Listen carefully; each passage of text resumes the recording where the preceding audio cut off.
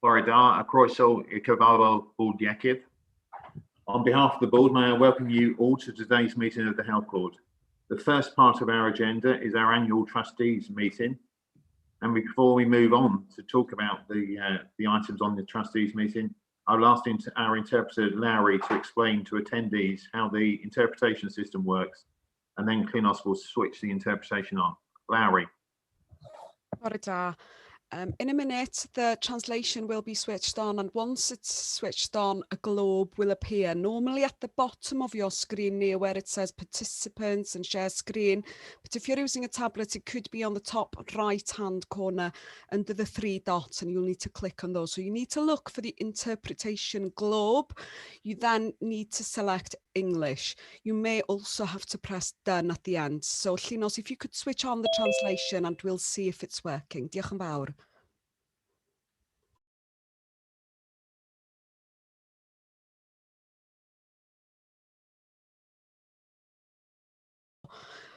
By some indication that you can hear the translation, I'd be very grateful. Okay for me. Yeah, lovely. Diolch yn fawr. Mark, can you all hear? I'm still testing. 1, 2, 3, testing. 1, 2, 3, testing. 1, 2, 3. Chair, can you hear me? Yeah, that seems fine. Lovely. Diolch yn fawr.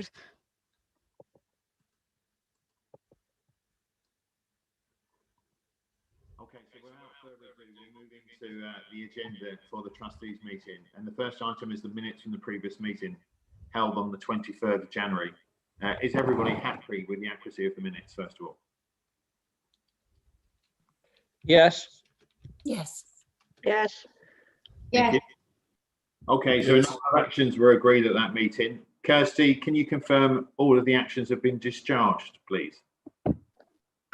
Yes, I can, Mark. Thank you. Thank you, Chair. And Jackie, as the chair, are you happy that they have been? Yes, I am. Thank you, Mark. Thank you. Okay, so we move on to the second item, which is the annual report and accounts. I've got Rebecca, a senior accountant, listed for this item. Rebecca? Yes, thank you, Chair. For those that don't know me, my name is Rebecca Hughes. I'm the charity accountant. Today I'm going to be just covering the 2019-20 annual report and accounts for the charity. And then my colleagues Kirsty Thompson and Emma Jones will go on to talk about the impact of the charity over the last 10 years and the strategy moving forward. So just to recap, and for those members who may be new to the charity, our LAS is the Health Board charity. It's formally registered with the Charity Commission, and the board of BCU is the corporate trustee. These accounts and annual report are therefore brought to you as the corporate trustee for your assurance. Following external audit by Audit Wales, they were approved and signed by the Charitable Funds Committee in December, using its delegated authority, and then they were submitted to the Charity Commission in January in accordance with the required deadlines. So just really briefly, in 2019-20, the charity received income of 2.6 million, and that came from donations, legacies, fundraising and investments. Expenditure on grants and the running costs of the charity was 2.5 million, and there was a loss in investments of 0.3 million. That loss was due to the impact of COVID, and I'm pleased to say that since then, all of that loss has been recovered.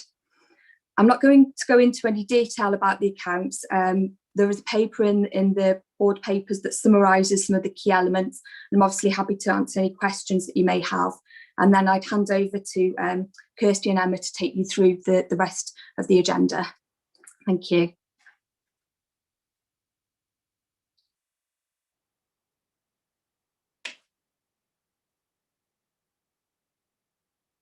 Rebecca, I can see that John Cunter has got his hand up. Sorry, John. Thanks, Rebecca. One small inaccuracy in the annual report.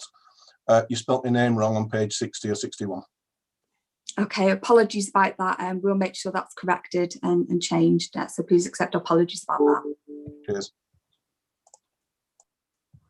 Any other questions or observations? No. Okay, so we are asked to receive the annual report and accounts. Is everybody happy to do so? Yes. Yes. Okay. Yes. So thank you, Rebecca, and for all the work that's gone into preparing the report, and of course also in dealing with the finances of the charity. So we support the reception of the accounts. Thank you very much. Thank you very much, everyone. So I'll hand over now to my colleagues Kirsty and Emma, who will take you through the next part of the agenda. Thank you. Thank you very much indeed, Rebecca. I'm going to share my screen now so that everybody should be able to see it. I'll share it now. Is everybody able to see my screen? Yes. Excellent.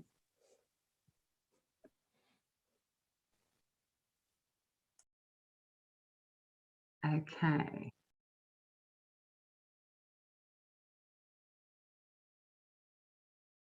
Okay, thank you. So we're moving on to the 10-year impact and COVID-19 update presentation.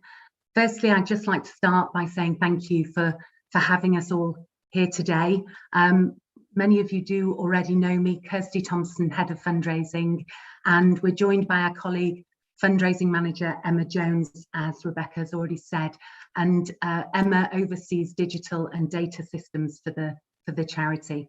You have received the 10-year impact report and a COVID-19 update from earlier on this year. So the presentation that we'll be sharing today brings you up to speed on the latest developments with the COVID-19 response fund. So, as many of you will have seen, staff members that have benefited from the COVID response fund have shared their stories recently and over the past year on GMTV and the ITV News, on a national Marks and Spencer's campaign, and in national newspapers. Our last will also be featuring on the Lorraine Show over the next fortnight. 15 different staff members have provided us with content for that. And some of you will have also seen that Dan Menzies, the respiratory consultant in Ysbyty Glan Clwyd, was selected to speak with the Duke of Cambridge earlier this week, following all the work that he's done with setting up a COVID-19 fellowship, medical fellowship for funding from our LAS. Before we begin, I'd like to take this opportunity to thank everyone who supported the COVID-19 response appeal fund and all our other funds throughout the year. From 9-year-old Amy, who set up a wishing well outside her house during the first lockdown, to the communities who organised socially distanced village bingo last spring, the sports teams that organised online games to raise money for local businesses, with local businesses, and local businesses and national foundations that have also given over the past year. In addition, I'd like to thank the third sector groups that support BCUHB directly with donations, the Leagues of Friends, Mailer Voluntary Service, and a host of others. These charities and their staff and volunteers, like everyone, have been hugely affected by COVID-19, especially those that have not been able to open their cafes and shops on BCUHB premises. Nevertheless, their passion and commitment to BCUHB's patients, staff, and services has not waned. Lastly, thousands of people and businesses have supported BCUHB voluntarily over the past year, offering additional transport, their time, accommodation, PPE, and other items that have made a huge difference to colleagues. This support is not included in this presentation, but I feel that or we all feel, I'm sure, that it deserves to be acknowledged here. I'll now pass over to Emma, who will lead this presentation from here, and perhaps we could take questions at the end of the next presentation, if that's okay. So thank you. Over to you, Emma. Thank you, Kirsty. Emma Jones here, Fundraising Manager, part of the Our Last support team.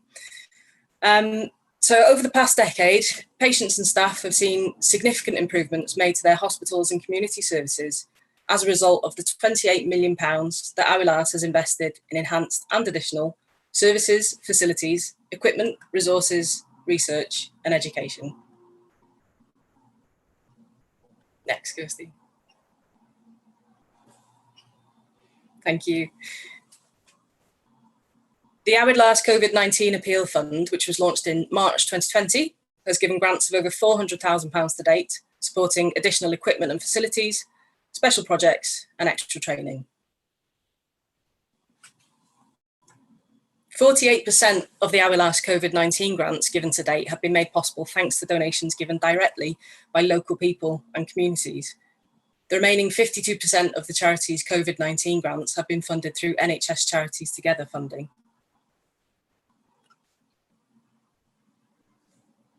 NHS Charities Together is the umbrella charity for 241 NHS charities across the UK.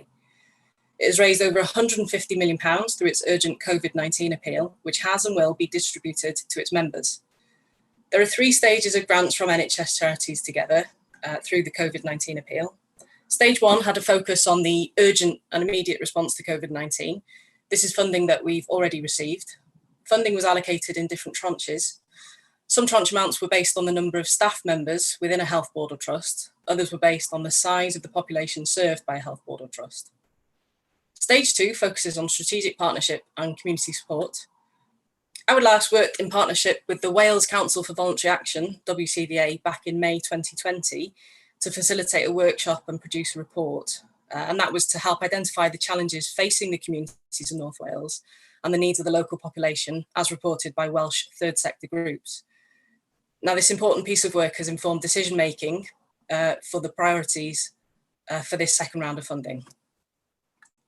And stage 3 will support longer-term COVID-19 recovery and resilience programmes, including staff wellbeing and capital improvements. NHS Charities Together has designated almost £5 million for Wales, and Awyd Last will receive a total of £912,000 from the national NHS Charities Together. Grants from the Awyd Last COVID-19 Fund go over and above what BCUHB has provided since March 2020. The grants given to date have helped make a real difference for patients and staff in a variety of ways. Some examples of what staff have requested funding for include additional bereavement and carers support services, digital devices to enable virtual visiting, specialist neurophysio equipment, extra ECG machines and blood pressure monitors, so some patients can be monitored more effectively at home, equipment for practice development nurses who are providing training to care home staff and redeployed staff. Other examples include hot cots and Zaki hugs, which are special paediatric bolsters that help ensure babies in the special care baby units and children that are separated from their families can still have the comfort and closeness of a parent's loving touch, and a staff wellbeing support service and emotional resilience training for BCUHB staff members. All the programmes that have been funded vary dramatically, from arts therapy for patients and arts programmes for staff, to hubs in the home for patients under the care of the chronic pain management team, a COVID-19 medical education fellowship, a COVID simulation suite, and a virtual hospital scoping project. So many invaluable extra services and support sources have been made possible thanks to the donations Awyd Last has received for the COVID-19 Fund. Now here we've applied broad descriptions to give a breakdown of the grant funding that has been allocated to date. You can see that, sorry, we won the last slide there, Kirsty, can we go back one? There we go. So yeah, 34% of the expenditure has been on extra equipment. Sorry, I'm back again, Kirsty. Next one. And here again, we've used broad descriptions again to show the services that have benefited from the COVID-19 Fund, just to give you and supporters an overview of how donations have made a big difference to a huge breadth of patients during the pandemic. Thank you. Thank you very much indeed for that, Emma. I'm going to move, if it's okay with everybody, I will move straight to the next presentation, and then we can take questions at the end if that's okay with everyone. I'll just pull up the next presentation here.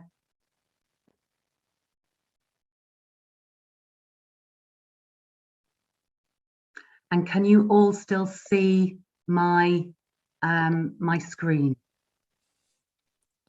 Yes, I'm assuming that you can. Excellent. Thank you, Chair. Okay, I just wanted to use this opportunity to summarise some of the work that we've been doing on drawing up a new 4-year charity strategy. And then, as I say, we'll be able to take some questions at the end because we should have time for that. Obviously, we always need to look back to look forward. So over the past few months, we've been considering whether we met the 2016 to 2021 charity strategies intended aims. The main focus of the charity was to increase awareness of giving to our healthcare services. Did we meet this aim? Partially, but we didn't increase staff understanding of the charity to the extent that we planned to. And we didn't receive the increased levels of external support that we'd intended to. So we did see an increase in awareness, but not to the levels that we would have liked to have seen. The 2016-2021 strategy had laid out objectives to launch 4 focused campaigns on older people, early years, cancer care and mental health. This too was not carried out fully. Small fundraising appeals in those areas were successful, but no large-scale appeals were launched. We called upon the services of Yellow Chair Consulting, which has experience of developing strategies for other NHS charities, as well as NHS trusts and other organisations. So we called upon their services to help us identify why key objectives had not been sufficiently met and to carry out a benchmarking exercise against other NHS charities. NHS charities in the main are in a very different place than they were 5 years ago. Many have invested in developing marketing, fundraising and volunteer programmes. And with NHS charities together, now committing to increase the profile of NHS charities nationally, there are big opportunities for all NHS charities. The Our support team has carried out 4 workshops in the past 6 months, and we've drafted a strategy framework. We've still got much more work to do on that, and we're issuing a staff survey over the next 2 weeks, which will further inform the development of the new strategy. All board members are invited to contribute to the development and delivery of your charity strategy. Early next week, I'll circulate a board member survey for you to complete in the next 3 weeks. The 2021-25 strategy can then be finalised at the June Charitable Funds Committee. The committee met earlier this week and members expressed a wish to focus support on children and young people, and also on our COVID resilience and recovery programmes moving forward. We're keen to get everybody in this room's, or I say room, in this virtual room's views on what the strategic priorities should be between now and 2025, and how, and get your opinions on how we'll work together to achieve the aims and objectives that we all set for the charity. So I do hope you'll be able to complete the survey that we share with you next week. And I'd just like to thank you and also declare an interest, which I should have done at the beginning of the meeting, which is that I'm Deputy Chair of NHS Charities Together. Thank you very much indeed. That ends the presentation, so I'll stop sharing and can take any questions. And thank you very much, Chair. Thanks, Kirsty. Thanks, team. Jackie, as Chair of the Charitable Funds Committee, do you want to comment first? Yes, thank you, Mark. Really, my comment is to give our thanks in public to Kirsty and the team for all the exceptional work they've done over the last 12 months. It's been truly appreciated, both within the community and within the organisation. It's been a difficult year, we all know that, but the team have adapted and moved forward in a very impressive way, shall we say, and hopefully we can carry on with the same thing. And just to add to Kirsty's plea, it would be fantastic if as many people as possible could complete the questionnaire, and we may well be seeking volunteers for some further work in a couple of months as well. So thank you all so much to the team, and if Kirsty could pass that on, and Rebecca, if you could pass it on to the finance team as well, that would be fantastic. I'm sure Kirsty will be happy to take some questions now. Thank you. Thank you, Jackie. So I don't see any hands raised, but can I ask, are there any questions that people want to pose or observations to be made? No? Okay. Kirsty, can I echo first of all what Jackie's just said on behalf of the board? Can I ask you in terms of what you believe might be the impact of income falling, which was noted in the financial report, particularly in terms of interest, and we know what's happening at the moment in terms of the financial market, whether that is a concern to you and your team, and if so, what we might do to mitigate that concern. And secondly, whilst acknowledging we will all want to complete the survey, is there anything else that the board can do to assist you and your team in the work and activities of the charity? Thank you, Mark, for those questions. So firstly, yes, we are concerned about a drop in income. And the concerns are around the fact that our wards and departments, many of them rely on donations to add those the extras that can make a real difference, as we all know. And what we've seen over the past 12 months is that whilst we've had huge support, fantastic support for our COVID response, we've seen a huge decline in donations to those wards and departments. We reported at the Charitable Funds Committee earlier this week a 51% decline in donations to specific wards and departments. So in terms of what we want to do about this and what we've been looking at in terms of doing this is to look at new and different income streams. So there are, for example, trusts and foundations who we have not previously invested time in approaching. So that is one area that we'd really like to expand our work on. Another area that we'd like to expand, whilst we have greatly increased, particularly since Emma's come to the team over the past 2 years, we've greatly expanded our profile on digital platforms, on social media, and also within the press. But there's significantly more work that we could be doing on there with that as well, Chair. So there are two areas that we're really looking at.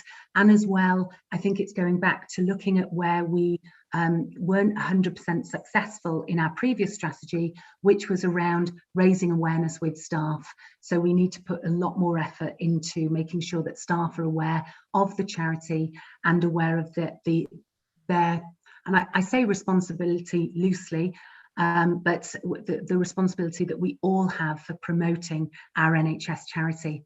So that takes me to your next question, which currently, since over the past few weeks, since Joe has arrived, we have done more to promote the charity. Thank you to both yourself and Joe for sharing messages about the charity on your weekly updates to all staff. We know that those have increased awareness of the charity already from comments that we've had with staff. I think that we need to do a lot more around increasing the visibility around BCUHB premises, etc. At the moment, that is obviously a challenge because lots of people aren't in our premises. So we are speaking with communications and with others at NHS charities to gauge what we can do better about raising our profile. And definitely there's a role to be had by yourselves as board members to encourage all staff to promote giving on their within their wards and within their services. We do have on and around the NHS birthday, we will have the NHS Big Tea, which has been organised for the past 3 years. We'll have a cake competition as well, which has been successful, very successful over the past 3 years. So we are looking to that at the moment, to focus energies on getting people involved. We're very hopeful that that will be a time where certain COVID restrictions will be lifted as well. So it could be a time where we can both reflect and celebrate. So I'd be very grateful if we could ensure that we're all a part of that in the short term. In the longer term, in terms of another way that we will be raising the profile, is to build on the Light Up Christmas campaign that we had over the last Christmas. And we're very hopeful that we can do what other NHS charities did last year with great success, which is to light up in different ways their premises. And so we're looking at that. And as Jackie alluded to earlier, it would be great to be able to have some members of the board being able to be the main links for us to help ensure that that's a huge success across the board. So I hope that answers your questions, Chair. It does, thank you. And, thank you. Feel free via Jackie or directly to nudge Jo and I if there's anything that you want us to help with. So, thank you very much. Got a hand up, Sue Hill. I suspect it's around the finance point, but we're about to find out. Sue? Yeah, thanks, Mark. It's just a quick one to say that the loss in the investment has been recovered by the beginning of the new financial year, because the market is that volatile, and that we have just changed the investment management. We had a very interesting presentation by the new investment management team in the charitable funds meeting, and we're happy to share that with the board if anybody's interested. Thanks, Sue. And finally, Jo. Thank you, Mark. I just wanted to put on the record my thanks, Kirsty, Rebecca and Emma. It's really lovely to hear about the fantastic work that you've been doing on all of our behalves across the last year. And I know I speak for each and every one of our staff members who really have appreciated the consistent support of the charity during what has been a really difficult year. Thank you all. Diolch yn fawr. Diolch yn fawr. Thank you very much indeed. Okay, so that concludes the trustees meeting. Kirsty, thanks again to you. Thank you. Diolch yn fawr iawn. And we'll no doubt see you soon. Thank you. Diolch. Thank you, Chair. Thank you, everybody. Okay, I intend that we'll pause now and start the health board meeting at the appointed time of 10:15. So please be ready to resume at that time, and we'll go straight into the health board meeting and the agenda items. Thank you.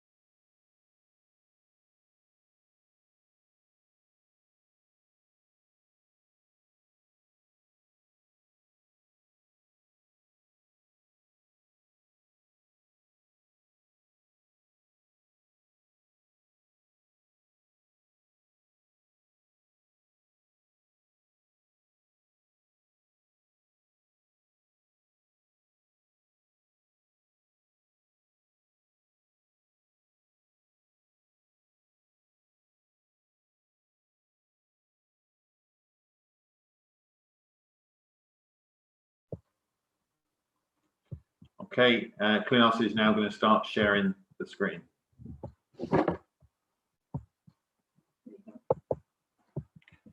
Croissant et al. We are now moving into the Health Board meeting proper. The first item is my introductory remarks, and before I make any further comment, I wish to report that there have been Health Board Chair's actions taken in respect to the following: to allow the Health Board Claims Manager to continue negotiation regarding settlement of our higher value claim relating to ophthalmology, to approve recommissioning of general dental health services in Colwyn Bay and Carnarvon by an ovation of the existing contract, something I know will be welcomed by the communities in those areas, to approve procurement, haematology and coagulation managed service contract, and finally to approve business justification case for cancer services CT simulator. So they have all been dealt with by way of Chair's action since the last meeting. I just want to add, by way of introduction, that I think we need to spend some time today on the COVID-19 update, and particularly on the outbreak at Ysbyty Gwynedd, given the level of concern that exists in our communities and across the board as well. So that is my intention, and I will also wish to discuss the outbreak in private in the in-committee session at the end of the public meeting. So, Joe, over to you. The next item is your CEO report. Diolch yn fawr, Mark. I will take the Chief Executive report as well as read. However, I would like to express my ongoing thanks to staff and partners of BCU with regard to our ongoing efforts in managing the COVID-19 pandemic. And I would also like to extend my thanks to those staff members who have kindly hosted me during my Get to Know You visits, and to get to know the North Wales geography visits during my first few weeks here at Betsy. My commitment to continuing to take time to visit all of our areas continues with visits to the Llyn and Blaenau tomorrow. I'm very happy to take any questions on any of the detail in my Chief Exec's update. It is the first Chief Exec update I have done for this board, and I'd be very happy to take any feedback on the content. Thank you. I do think it's a useful addition to the agenda, Joe, so thank you for that. Any questions or observations for Joe? No? Okay, so we'll move on to apologies for absence. Kate, any apologies for absence noted? No, there were no formal apologies received. Thank you. So any declarations of interest to be declared? I've got one, Mark, against the Sports North Wales items, item 4.2, because ADRA, the organisation I work for, is also a signatory to that agreement. Okay, so that is noted, Frank. Did you want to leave the meeting for that item then, when we come to it? I think it's probably wise that I do, Mark. Okay, thank you. Any other declarations of interest? Avion?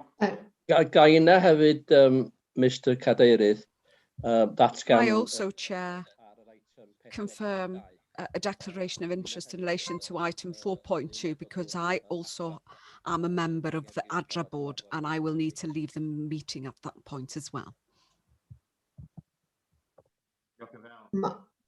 Chairman, it's Cheryl Carlisle here. I will also declare an interest in that same item because Conway Council hosts that, so I will leave at that point as well. Thank you.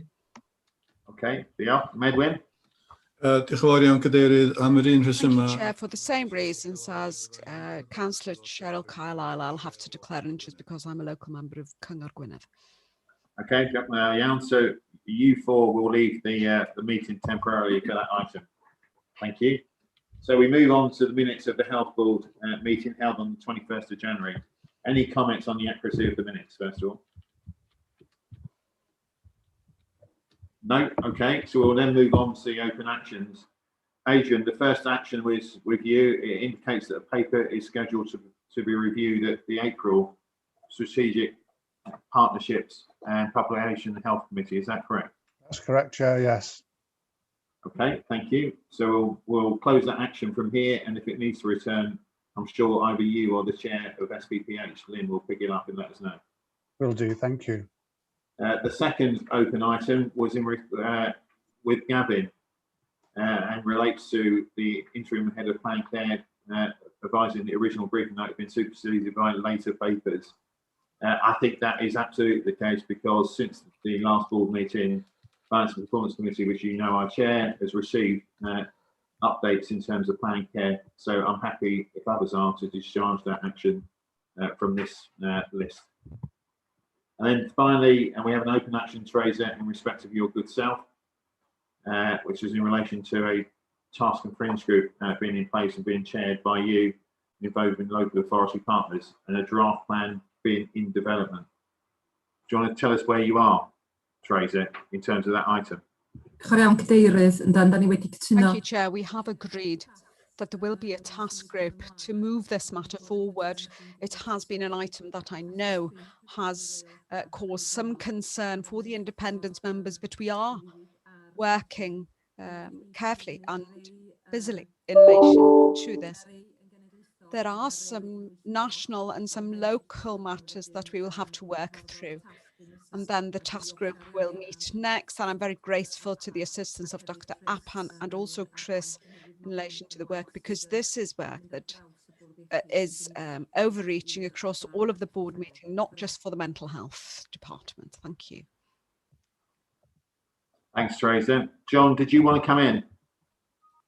Thanks, Mark. It's not on Teresa's point. It's one of the following closed ones. Yeah, okay. Do you want to come in now then? All right, thank you. Three after Teresa's is one from with Chris's name against it, which was about risks. I'm happy for it to be closed and taken to DIGC, but the concern that was raised was about the fact that a risk had been lost without the full governance process.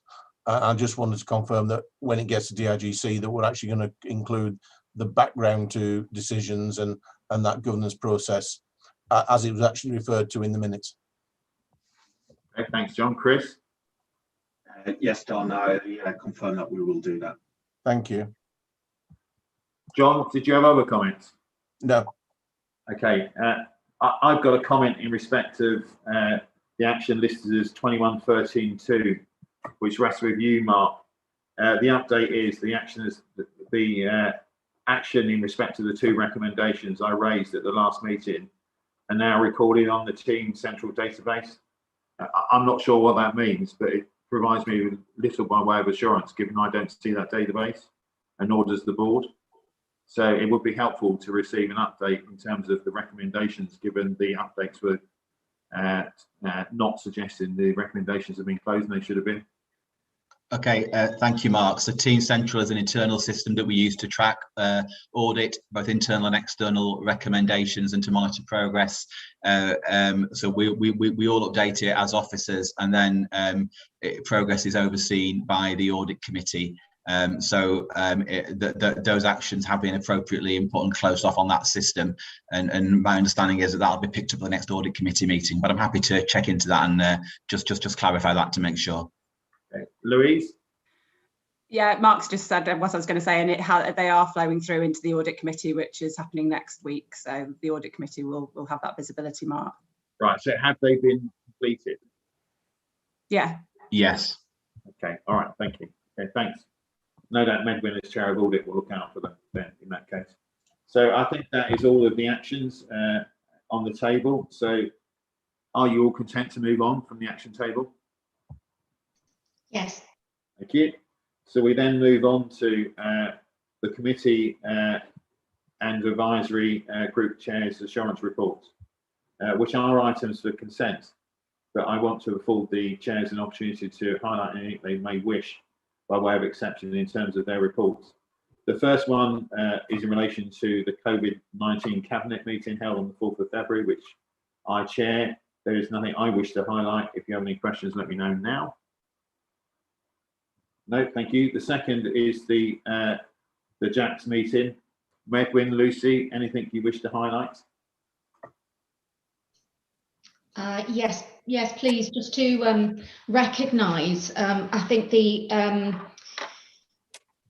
clinical audit programme has been cause for concern for the Health Board for a period of time now, a number of years actually, and we were pleased to see that some real progress has been made in relation to that programme. We've still got a lot of work to do, but it was good to see actually much more comprehensive plans coming forward, and the auditors were happy to receive that as well. We also looked at the learning, though, on the back of some of the audits that had been undertaken from the perspective of whether or not the learning had been embedded. I think it's clear that there's more work to do in relation to that, but we have asked for that to be taken away. Thank you. Thanks, Lucy. John, did you want to comment on that item too? Yes, please. There's a reference in terms of referring to other committees to DIGC for GDPR requirements under the second wave of COVID. It's not on my DIGC agenda for the next meeting, so don't think I've had those details. I don't know whether it's probably worth a conversation outside or just to get some details from Lucy. Okay, can you pick that up with Lucy outside? Yeah, thank you. So Lucy, can I just be clear? So is the committee as yet cited on the pathway and the timelines for the clinical strategy or not? No. Right, okay. But we have, one of the things we discussed at that committee meeting is because it only meets annually, it's not really the ideal forum. So that needs to be picked up separately through the other governance routes. And in fact, Simon is looking at, as interim director of governance, he's actually looking at the role of JACS going forward. But we do need to pick up the clinical strategy, timescales, timelines, etc., and how that's being taken forward. Joe, given its referenced in this assurance report and highlights the need for a conversation to take place involving me, can we agree we'll pick that up outside? Yes, very happy to do that, Mark, and just to update all colleagues on the work that is going on at the moment around mapping our current engagement activity, both within the organisation and with our partners, in preparation for the beginning of the conversation with regard to the refresh of living healthier, staying healthy, living well, sorry. I'll remember that one in time, and also the emerging process for the clinical health services plan. Thank you. You got it right first time around. Thank you. Shouldn't have guessed yourself. Okay, so thanks for that, Joe. We then move on to QSC committee. Lucy, anything you want to highlight? Yes, please, Chair. I just wanted to highlight really that we received a report on the findings of a review that's been undertaken in relation to the Holden report. Board members will recall this is a report that was undertaken a number of years ago, and there have been ongoing concerns about implementation of the actions thereafter. So a review was commissioned internally to basically map out the actions and provide assurance to the committee that those the actions arising from the report had actually been taken on board and embedded. It was the committee accepted basically that a number of the actions had indeed, well, I think it's fair to say probably all of the actions actually had been implemented, but due to the passage of time, some of that learning had then been lost again. And so what the committee then supported a proposal for a strengthened governance process around tracking action plans for all future centrally commissioned reports in order to ensure that the loop is closed then. So although there may be learning initially implemented, making sure that then over the course of time that learning is not then lost going forward. I don't know if Jill wants to add anything to that at all. It's probably worth adding, Lucy, and it isn't another, it is on the agenda, is that we will also be reflecting this through the mental health element of the maturity matrix in the targeted intervention framework. So I think bringing all these pieces of work together.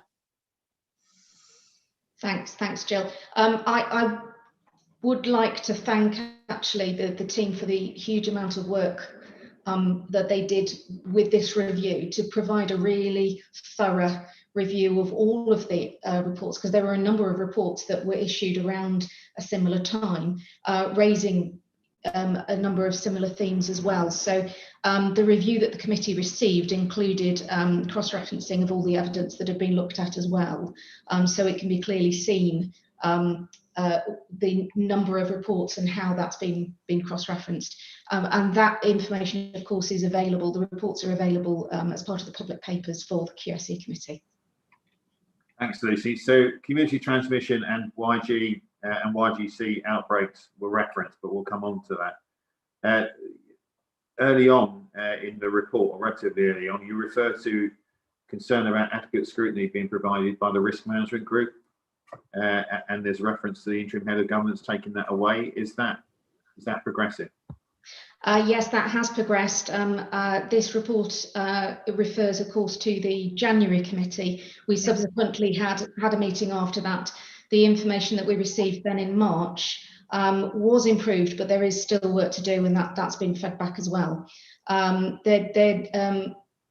We've had discussions as well with internal audit about getting assurance in relation to the implementation of the risk management strategy to make sure that actually this is a robust process, but there is still clearly a lot of work to do in relation to the risk register as it's being implemented as it is now. Okay, thanks, Lucy. So we now move on to Finance Performance Committee. My assurance report covers 2 meetings. I've got 9 I wish to highlight. Are there any questions or observations? No. Okay, so we go on to SPPH. Lynn, anything from you? Thank you, Chair. I would just like to highlight 2 points. Prior to the meeting, we had a workshop which we discussed 21-22 plan, and a lot of that feedback then centred on the agenda itself and has been forwarded to the board for general consideration on the future of the plan. The other area is that, similar to other committees, we were asked to look at the risk appetite, and we would like this to be done on a board-wide basis, especially now that we've got the issues of COVID and how our risk appetite is altering in different areas. Thank you. Louise, is there anything you want to say by way of response? Yeah, thanks, Mark. That conversation around risk appetite has been common amongst a number of the committees, I think, in this first cycle where the committees have received their first formal cut of the BAF risks in addition to the corporate risks as well. So using that feedback, we're going to bring that into a board session, probably the one at the end of April, which feels timely given it's the start of the financial year, and that would traditionally be the time where we're looking at realigning the BAF to objectives moving forward, and that will be the time where we can have that board conversation, Lynn, about our risk appetite going forward in the space that we're now in around ongoing COVID management and indeed the recovery as well. So we've got that to come through quite soon. Thank you. Lynn, your report also references some observations around reporting and monitoring of cluster plans. Chris, I wonder if you want to comment on that particular point, given I know you've been doing some work with the localities. Yes, thank you, Chair. So there's a lot of enthusiasm amongst the locality leads, cluster leads as they used to be known, and a lot of really positive work being done in terms of their cluster plans. Last year they were highly commended across Wales, and this year's are of a similar standard, I believe. There is more work underway in terms of how we build that within our existing planning cycle, and more work underway in terms of how we support our cluster leads to not just accept the level at which that work has previously been done, but actually to move it further forward, and in particular bring in some of the partnership planning into that space, so that it's not just focused around our work. So it is work underway. I'm really pleased with where it's going, and we will continue to work with SPP H on that basis. Okay, thanks. Lena, you content with that? Yes, absolutely. Okay, thank you. Your report also asks us to retrospectively note that you approved as a committee the business continuity policy at your December 2020 meeting. So we'll do that now. Thank you. Thank you. Thank you. So RAT's assurance report has been provided. I chair that committee too. There's nothing I wish to highlight. Any questions or observations? Right, thank you. We then move on to the next item in terms of the rest of approved clinicians. It was an item for consent. Are colleagues happy to ratify the attached list of additions and removals from the register? Yes. Yes. Yes. Thank you. So we'll now move on then to items for discussion. And the first rests with you, Chris, to open, I think, and that's the COVID-19 update. Thank you, Chair. I'm just going to share my screen now. I'm hoping that you're now seeing the presentation. Could somebody just confirm that? Yes, Chris. Yeah, that's great. Thank you. If colleagues are content, my intention is to run at a reasonable pace through the slides, which I think set an overview in terms of a briefing, and then at the end of that, as you've noted, Chair, open up then for the conversation which respective colleagues will also want to contribute to. On that basis then,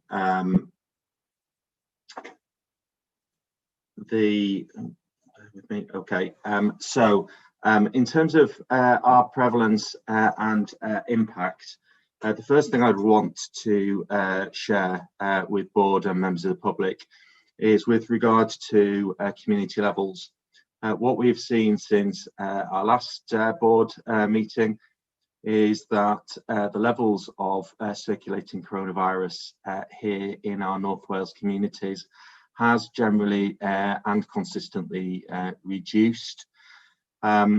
You will be aware that prior to this, levels were quite high in certain communities within North Wales in particular towards the northeast of Wales. But we're now seeing that levels across North Wales in all of our local authority footprints are now broadly in the same sort of space, which is around 40 cases per 100,000 in the last 7 days. This chart shows then just in the course of the last couple of months how those levels in those areas which were particularly affected, and those would be Flintshire, Wrexham, and to a slightly lesser extent Denbighshire, are clearly reducing. Those localities more westwards, where levels were never as high as they were towards the east, have maintained that position and continued to have comparatively low levels of coronavirus activity out within their communities. And this contrasts to the same data presentation from a couple of months ago, which very clearly shows that the opposite was the case then, and we were on a very high and sharp rise with increasing activity. So this is positive news. and reflects the impact of lockdown. It probably also partly reflects the impact of vaccination now, and it's really important that we maintain those lower levels of community activity as we go forward. What we see when the community levels reduce is a reducing number of presentations to hospitals. It then takes a little while before we start to see the impact in terms of inpatient care reduce, because some individuals admitted with coronavirus have very complex problems and sometimes result in quite significant hospital stays. What you'll see from this chart, and the first chart is admissions into Ysbyty Gwynedd, the centre Ysbyty Gran Clwyd, and in the east the Myla. You can see that over the course of the last 4 weeks or so on all sites, our admissions from coronavirus have decreased. In terms of where our inpatients are currently residing in North Wales, the majority of our inpatients now, or at least the largest section, lie in our community hospitals and the community hospitals across North Wales, with a lower number of individuals now in the Myla. And as you may recall from the last board meeting, that dark blue section representing the Myla was a much more significant piece of the pie chart compared to now, and that is positive. You will, however, note that the lighter blue section, which is Ysbyty Gwynedd, has increased significantly. That relates to the hospital outbreak that has already been referred to, and that we will go on to discuss in greater detail. That outbreak occurred in late February in Ysbyty Gwynedd, and resulted in an increase in inpatients being managed with COVID-19 in late February and through to the present time. As a consequence, there have been a range of outbreak interventions that have now been put into place in keeping with the management of coronavirus hospital outbreaks. They're being closely monitored, and we are seeing a decrease in hospital associated coronavirus in YG now as a consequence to that. In support of that, we have secured additional IPC, which is infection prevention control expertise and capacity, and additional support in terms of senior nursing leadership in particular on the Bangor site to help us manage the outbreak. I think it is important to draw out human factors and the role that human factors has to play within this, and therefore within our response. It in absolutely no way diminishes the significance or the importance of a hospital outbreak. I don't want anybody to interpret my wording as suggesting that. But it is important for us to recognise that as pandemics progress, as people become tired, as people have conflicting priorities in terms of trying to do the right thing for those individuals without COVID as well as those with COVID, as people within our communities stop following some of the behavioural interventions that have been recommended quite so consistently, then human factors come into play. And so we're adopting an approach which looks at some of those factors to ensure that we are addressing them. And it's really important in terms of turning some of this around. That will ensure then that we are in a position on the YG site of making sure that the best practice that has historically been in place on that site continues to be in place on that site, and also importantly that we're checking the same human factors approach on other sites to be absolutely clear that the good practice that has been followed remains in place, and that people absolutely understand that, for example, with vaccination or with decreasing levels within the community, we absolutely must still follow the processes that have been put into place for very good reason. Alongside this, we've commissioned an external review of the outbreak in Ysbyty Gwynedd, and that has now been secured and commences this week. And alongside that, we'll bring the outbreak reporting to the next board meeting and to intervening board cabinet meetings to ensure that we are providing updates as we work through those plans and that review. I'm going to move on, recognising that we will come back to that. In terms of workforce, as people will fully understand, coronavirus also affects our frontline healthcare workers, and we are aware that healthcare workers have got a higher rate of developing coronavirus as a consequence. What we're now seeing as community levels are reducing is that we're experiencing a reducing level of coronavirus with our staff too. The first chart, the chart on the left there, shows the number of positive cases amongst our staff coming down very nicely, as expected and as hoped. The chart on the right shows overall staff sickness and absence levels.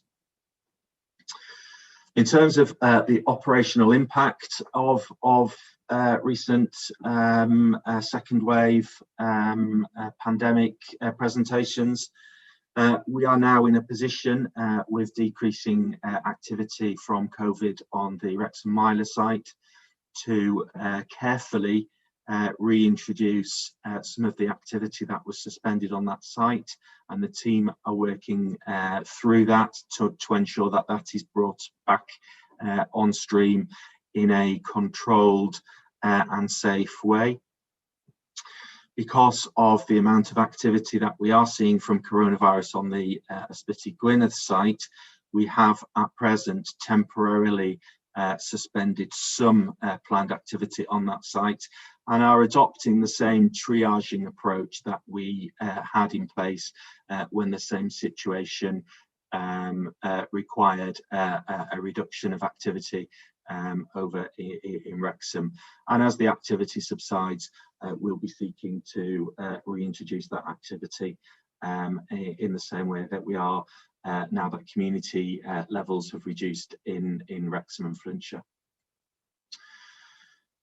As you would have hoped, we are starting to see a decreasing amount of activity within our critical care environments as a consequence of COVID, and that's very warmly welcomed.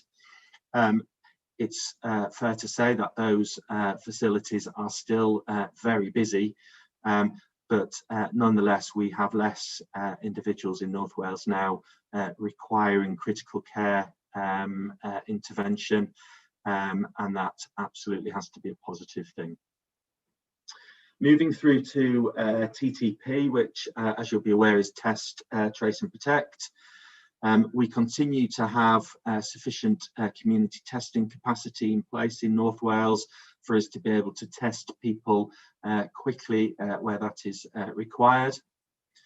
The lateral flow testing programme for our NHS staff continues and develops, so that remains part of our arsenal against coronavirus. In terms of tracing contacts, 2 points I think I want to share with you. The first is that whilst we have a reduced number of positive contacts to trace, we are starting to see a slight increase in some areas of contacts that those people have been in contact with. We're monitoring that very carefully and very closely. It is of potential concern, but at the moment is one to take a watching brief upon. The second part I think I want to share is that we are now backwards tracing as well as forwards tracing here in North Wales.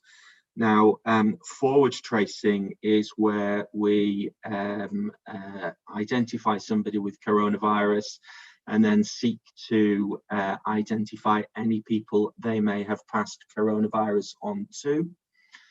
Backwards tracing is where we identify somebody with coronavirus and then try to work backwards to identify who they may have got their coronavirus from, and then trace from that person to.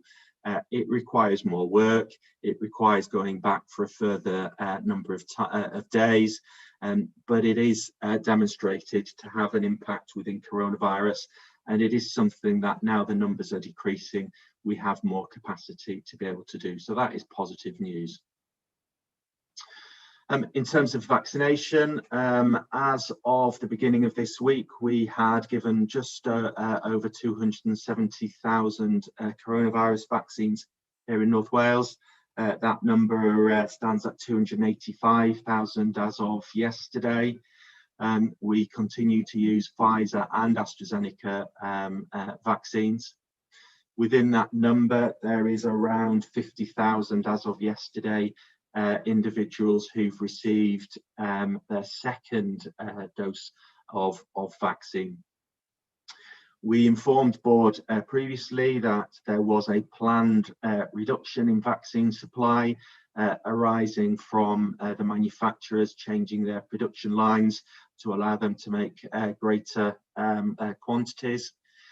We've accommodated that during mid-February as it occurred, and we're now anticipating that increase in supply quantity that we've started to see continue to increase as the manufacturers had projected. In terms of vaccination timescales, we're following the national plan in terms of our local vaccination plan. We achieved milestone 1 at the end of February as expected. We are now working on milestone 2 and will achieve that by the middle of April. Milestone 2 is priority groups 5 to 9, and I'll go through that in the next slide. In addition to that, we're continuing our second dose vaccination programme for those who are in milestone 1. And we're also building up our No One Left Behind strategy, which I'll also touch on in a moment. So going into milestone 2, groups 5 to 9 are those that we are now actively targeting and that we will have fully offered first vaccinations to by the middle of April. In fact, group 5 has now been almost completed and group 6 is well underway. 7, 8 and 9, which picks up all of those individuals aged over 50, are the remaining groups that we are now starting to work in, and individuals will have received or will soon be receiving invitations accordingly.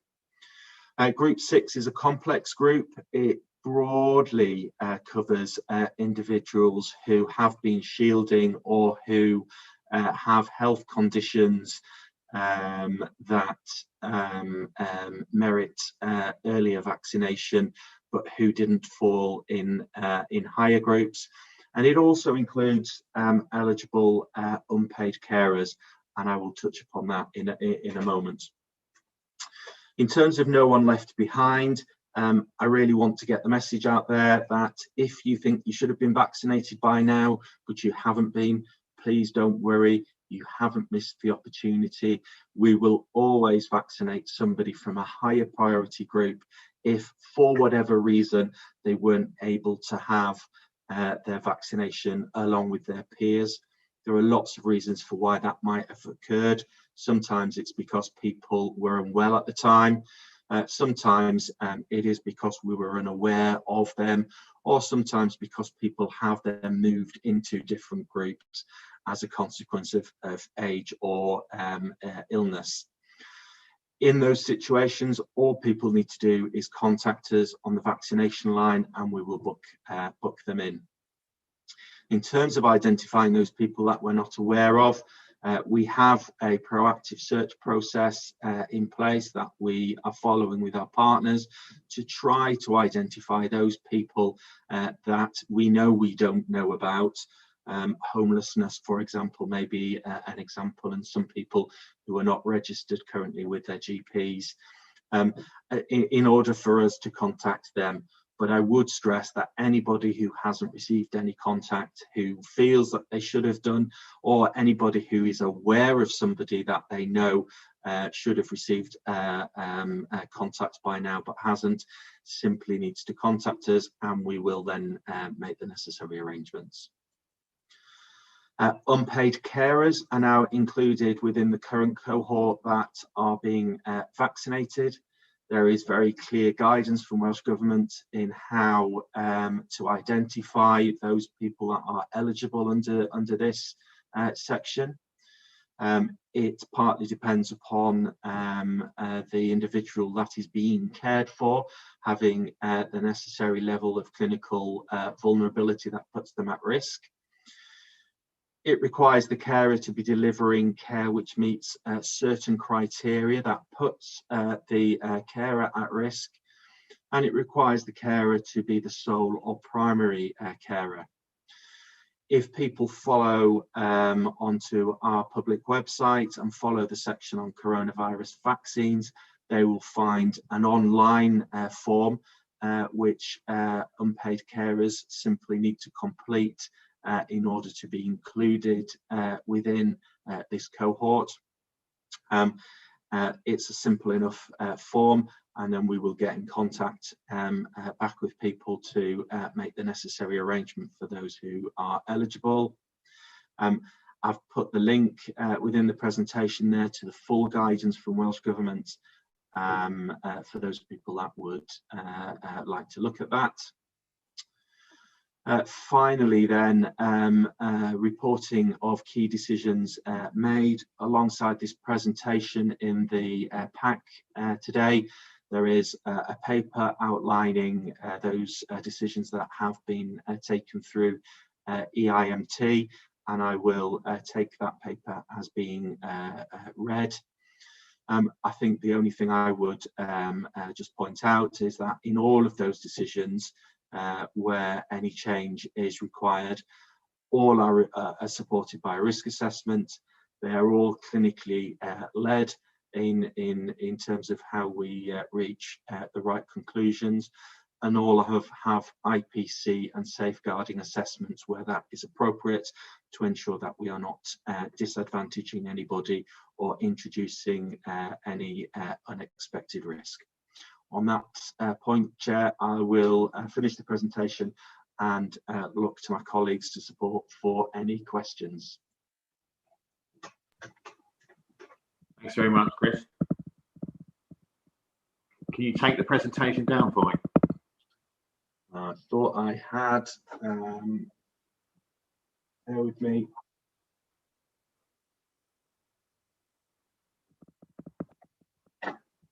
Still got your desktop. There we go, found it. Thank you.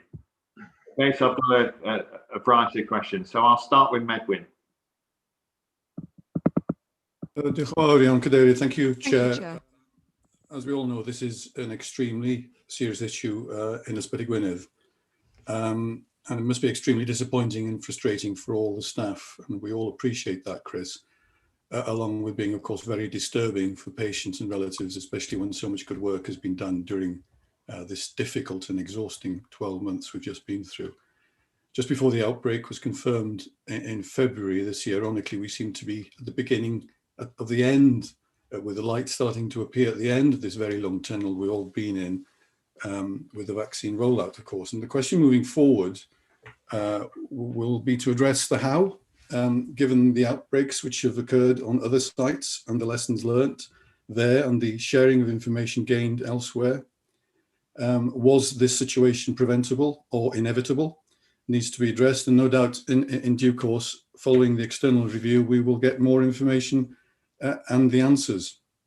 But the main issue is the here and now, of course, and where we find ourselves in Bangor. There are real concerns about local community transmission in Bangor, with a rate 3 times more than the rest of Gwynedd, with Gwynedd one of the highest in Wales, and it completely out of sync with other areas, and that this outbreak may be, and I stress may be, as a result of issues at Ysbyty Gwynedd.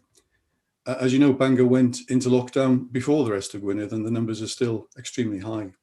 And the public now need confidence in our service moving forward at this site, as indeed we as a board do. Chris mentioned a decrease in the Ysbyty Gwynedd numbers following interventions, which is good. But do we have this outbreak now under control, or as close as we can get it, given the timeline, and that the site is safe? These are difficult questions, but as we possibly head to a third wave in the autumn, can another similar situation be avoided, especially with the more vulnerable in our society, and those who have not been vaccinated being more exposed, and new variants coming online as restrictions are lifted? These are difficult questions to answer, but these are questions asked of me, and our population need to know the answers. And I therefore welcome the external review, which no doubt will lead, I hope, and we all hope, to better outcomes. Thank you, Chair. Thanks, Medwyn. So who proposes to respond to Medwyn's question? So perhaps when if I open up and maybe just then ask Jill to pick up some bits, and it may be that Teresa wants to pick up some bits. If I can open up on the local community transmission, work has been undertaken in terms of trying to establish whether or not there are connections there, or whether or not there are reducing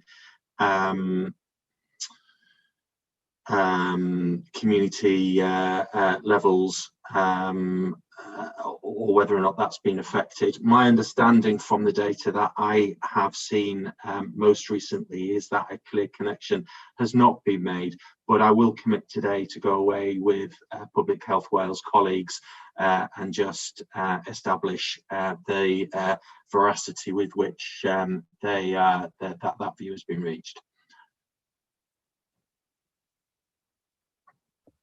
I think the more substantive question from Medwyn was, and thanks, Chris, is the outbreak under control, and what assurance can you provide in that regard? Medwyn, am I right? Yes, that was the main, the here and now, basically. Is the site safe, and can the public have confidence in the site? And on that part, I think Jill may be able to answer more in depth. So thank you, Medwyn. What I can tell you is the OCT meetings, so the outbreak control meetings, continue to take place on the YG site. What we have seen is a number of wards reopen over the last few days. So it's gone from 7 wards affected to 4. We're anticipating that 1 more may reopen today.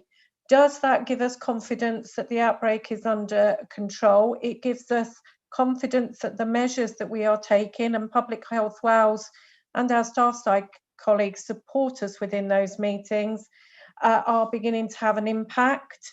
We are testing the actions within the OCTs with those colleagues to see whether we can do more.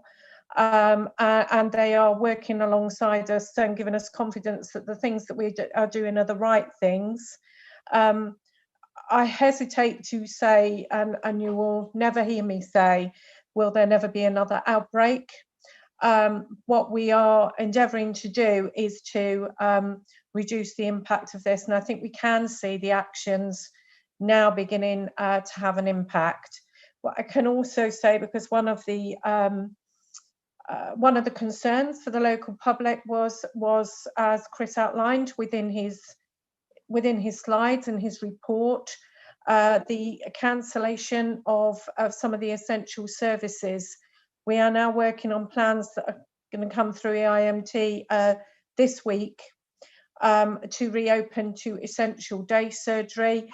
That will be obviously under the auspices of IPC sign-off, but we're confident that decision can be made given where we are currently with the outbreak. I can also report that I have visited the site last week with our CEO, Joe Whitehead, but I also visited with ARPAN yesterday.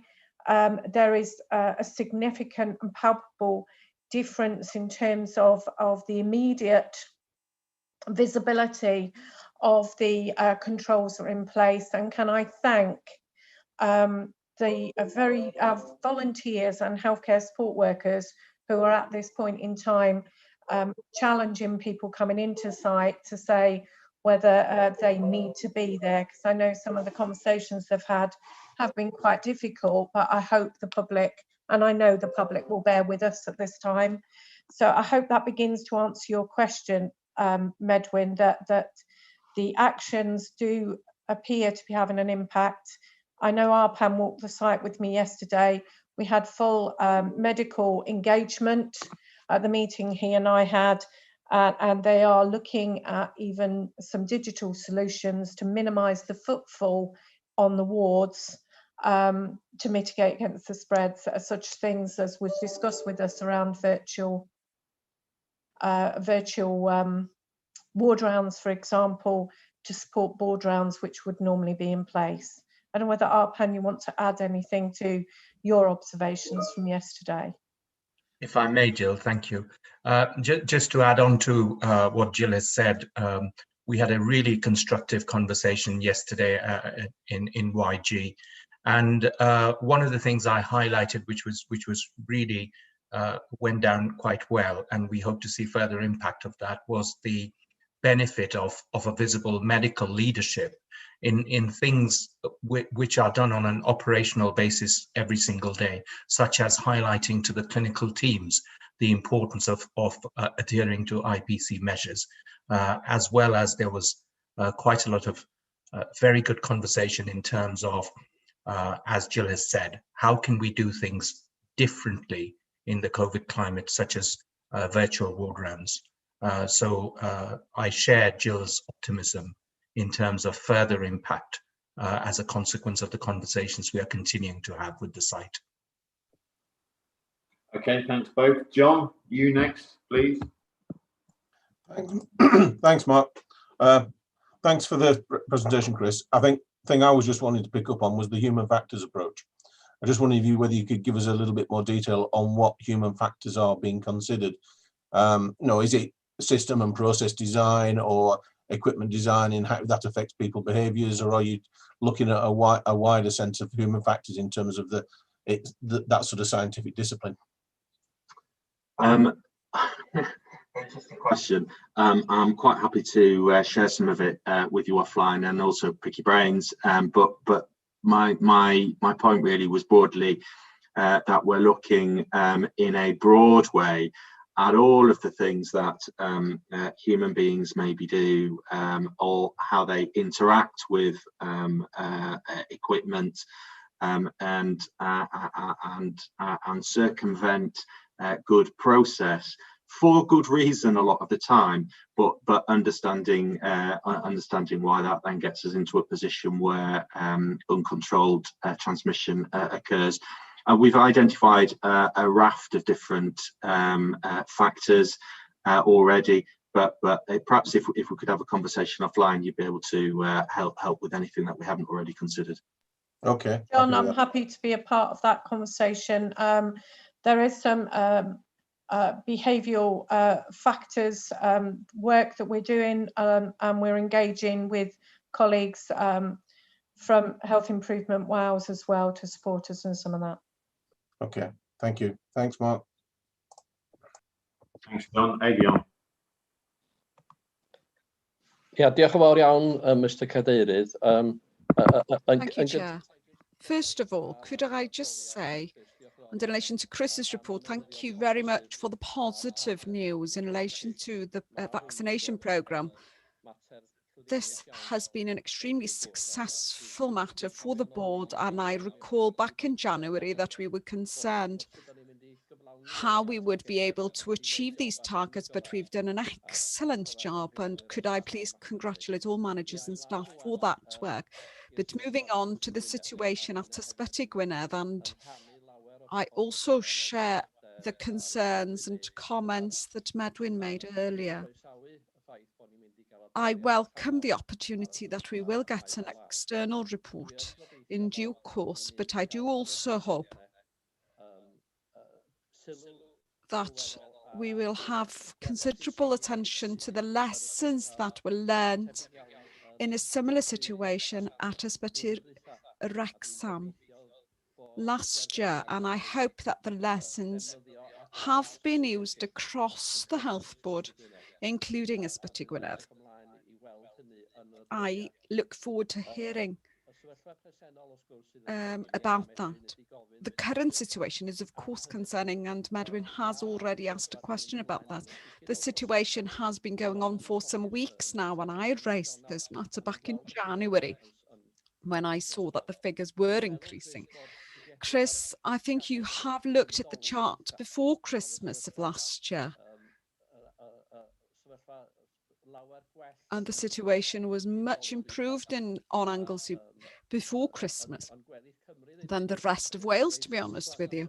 One of the lowest. So the situation did concern us even coming into January, how Ysbyty Gwynedd was going to be able to provide their services. So I accept that you've made some comments, and thank you, Jill, in relation to the current situation, and I do hope that we are on top of things now and that the situation will improve shortly. Providing a full service to the area of Gwynedd and Anglesey, there are a number of weeks now where we haven't been able to do that. I appreciate why, but I'm glad to hear that there will be a review next week in relation to this. And I hope, Jill, that we can provide some full services to people in the area afterwards, and that people will feel safe in attending hospital. Also, before Christmas, Ysbyty Gwynedd did assist Wrecsam and possibly Glenclwyd taking some of the services from them. I hope that that will work both ways, and that people are in other hospitals across the board providing assistance to the staff and patients at Ysbyty Gwynedd. I'll leave it at that. Thank you. If I may respond, Chair, to give you assurance, Ivan, that the mutual support that Bangor was kind enough to give to Wrexham during their outbreak, that is being considered and is happening as we speak. The other point I'd like to make is each of our sites, and I include our area sites, are being asked to do a self-assessment against the recommendations from all the outbreaks that we've had. That will be undertaken and is due back. I want to say, I'll confirm offline, but it is later this month. So we are asking for that self-assessment to be undertaken across all our areas. I'd also like to say that we have pulled together and reinvigorated the Safe Clean Care brand with representation from all of our divisions and getting not only good support, including from our communications and estates and facilities teams, but a lot of enthusiasm. I think every one of our staff across the whole of the health board, this isn't a position they wanted to find themselves in. Chris has alluded to the fact that perhaps the human factors of I've had my vaccine, I feel safe. Some of the measures that we've put into place that perhaps have been breached, that we are going back and assuring ourselves that that is happening, and the lessons learned from the OCTs as they are taking place are going through that safe, clean care mechanism to ensure that they are learned in real time. I will confirm, Vivian, I'm expecting that decision around the essential services day case surgery to be undertaken either today or tomorrow. Certainly Arpan and I had a conversation about that yesterday as the clinical leads. So I will confirm offline that when that decision has been taken, or if it hasn't been taken, why not? Do you want to comment on the external review? Fiona, if I may just respond to your questions around or your observations on the external review. I would like to confirm that the external review has been commissioned, and the questions the review will consider do include not only the circumstances around the YG outbreak, but specifically to consider any lessons learned from the YM as to be Mylor outbreak, as well as to consider the corporate responses, the policy pieces, the communication expectations that the board put in place at the time of the as to be Mylor review to review the extent that those lessons were learnt in YG. We're also taking the opportunity to re-review YM and YGC in terms of making sure that we're continuing to be incredibly careful with regard to infection control across two other main acute sites, and of course across our whole estate. The external review has been commissioned with the express intention of publicly sharing the external review at a future board meeting. Thank you, Effion. Just before I bring others in, so my expectation would be that the terms of reference for the review are shared. It's all very well suggesting the report will be provided to board. Given the level of concern that exists amongst independent members about the outbreak at Ysbyty Gwynedd, then I expect the terms of reference to be shared with board before the review is commissioned. So it's somewhat disappointing to hear it has been commissioned without the terms of reference being shared. So we'll need to pick that up outside. So I will pick that up with you outside, Chair, and very happy to do so. Thank you. Cheryl.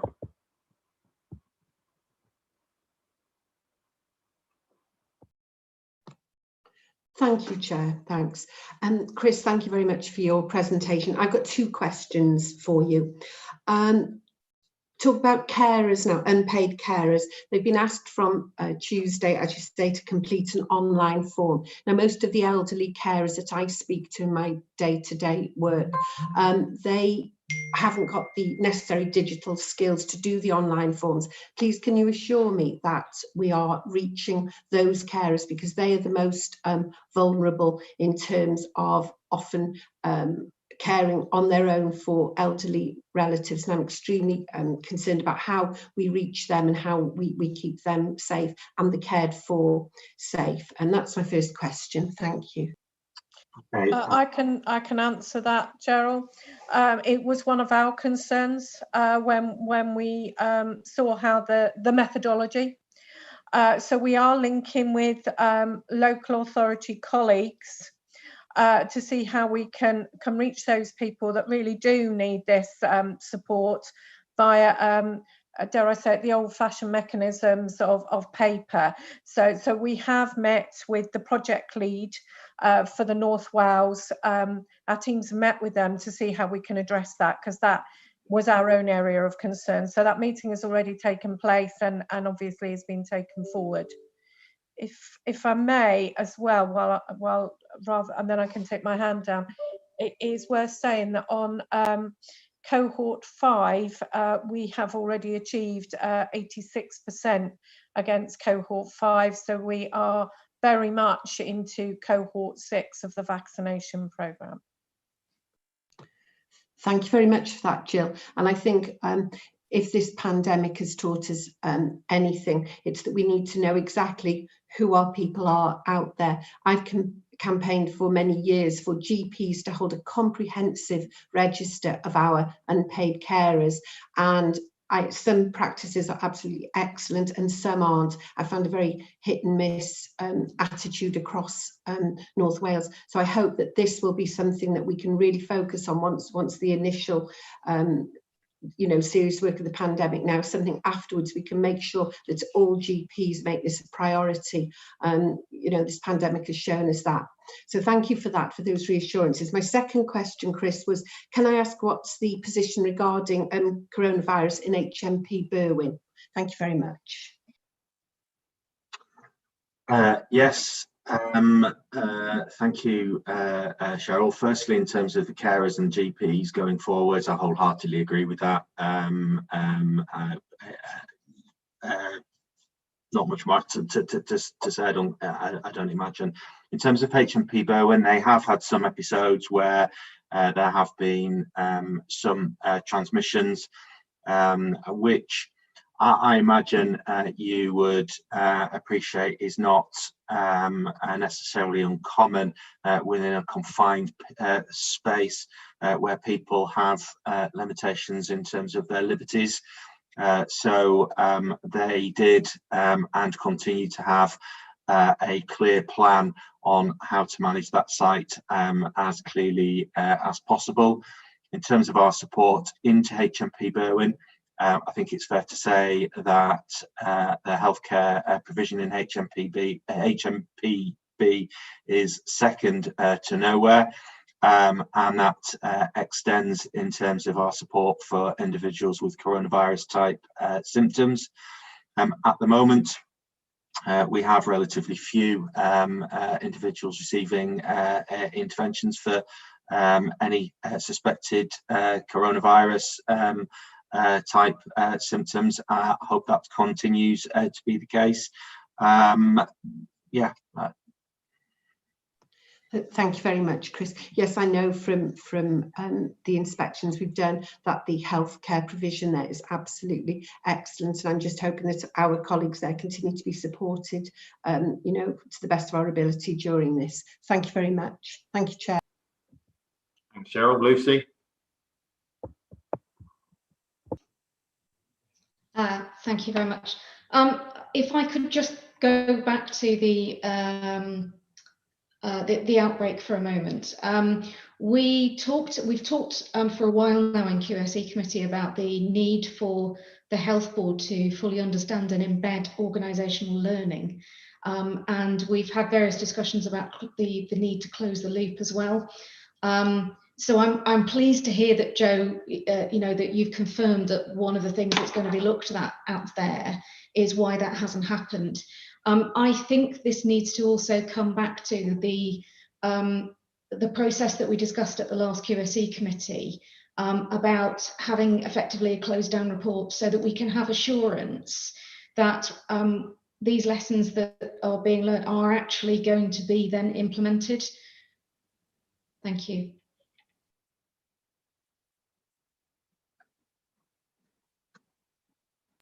Anyway, we want to respond to that. Chris, Jill, who's coming back? I'm happy to respond. I recognise the conversation that Lucy is referring to at QSE, and I think the committee wholeheartedly supported the fact that it wasn't about just putting initiatives in place, but we needed a mechanism to ensure that they were embedded. and the committee, both Lucy and I, took that away as that's something to reflect in future terms of reference and in our committee calendar. I think that's fair, Lucy. Yes, indeed. Thanks, Jill. Right, I can't see any other hands up, so I've got a couple of observations. I think the last point is really important. I seem to recall that a recommendation from the YM outbreak review was to embed the lessons that have been learned. My question will be, and no doubt we'll see a exploration of it in the independent review, is were they embedded? It would seem not. If they were not embedded, why not? And the extent to which breach behaviour, as Jill referred to, has been a factor on the site and what we've learned from that. I struggle to understand how it would seem that YG as a site have walked into this, given the experience that we would have hoped we would have gained from the outbreaks at the other sites. And that is, of course, a concern too. In terms of community transmission, Chris, I think you undertook to look at that. We've now been contacted by the leader and the chief executive of Anglesey because they themselves are concerned about trends within their community. I understand that Fionn from our site and Alison are meeting with officials or officers from that local authority later this evening, but Joe and I have now got a call with the leader and the chief executive. So it'd be helpful to understand what our take is on what's occurring in terms of community transmission and any sense that relates to the YG outbreak, please. Okay, I'll pick that conversation up with Public Health Wales today. I think it would be also useful to the board to see a discrete data set about the outbreak at YG. You've said the situation is improving. I'd like to see that data, please, just for further assurance. A couple of other things from me. Mark, sorry, Chair, I'll ensure that's shared with you later today. Okay. And then I want to come back to, at some point, the outbreak plan that was shared last night with with board members, but we'll do that outside of this meeting because I'm conscious of the time. Couple of other things. So long COVID, Chris, Adrian, is something that is now featuring quite significantly in terms of concerns being raised with us and being raised nationally.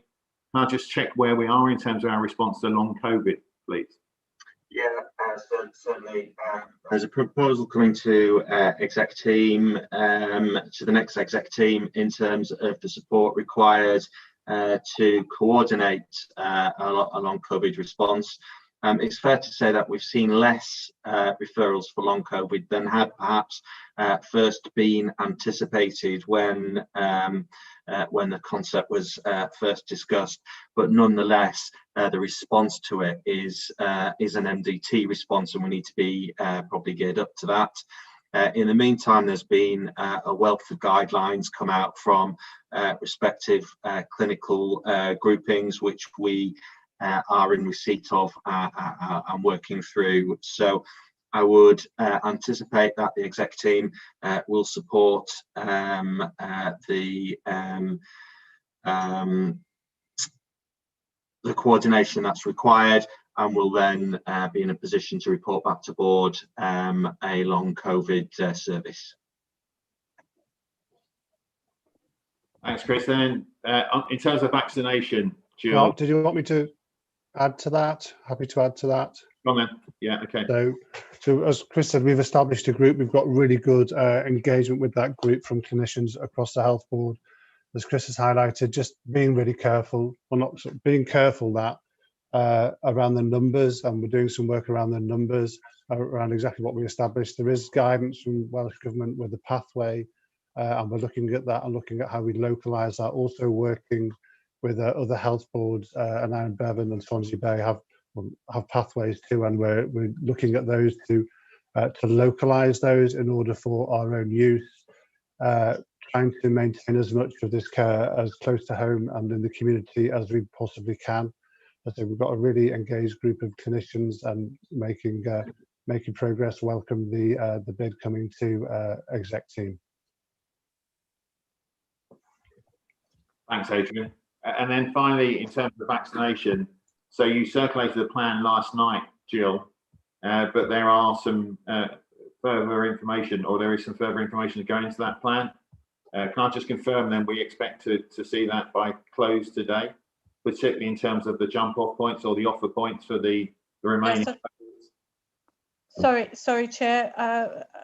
Sorry for coming in a bit early there, but yes, the information I've asked to go into the plan is the anticipated times when we can expect cohorts to be called, so that people can anticipate when they are going to be called. So that is being worked on this morning. I've been advised that we will have it this afternoon. With that in place, I will circulate the plan. It is being translated to be uplifted onto our website. And can I publicly thank our local authority and other partners who have helped to contribute to that plan, and their comments are being fed into that as we speak. Thank you.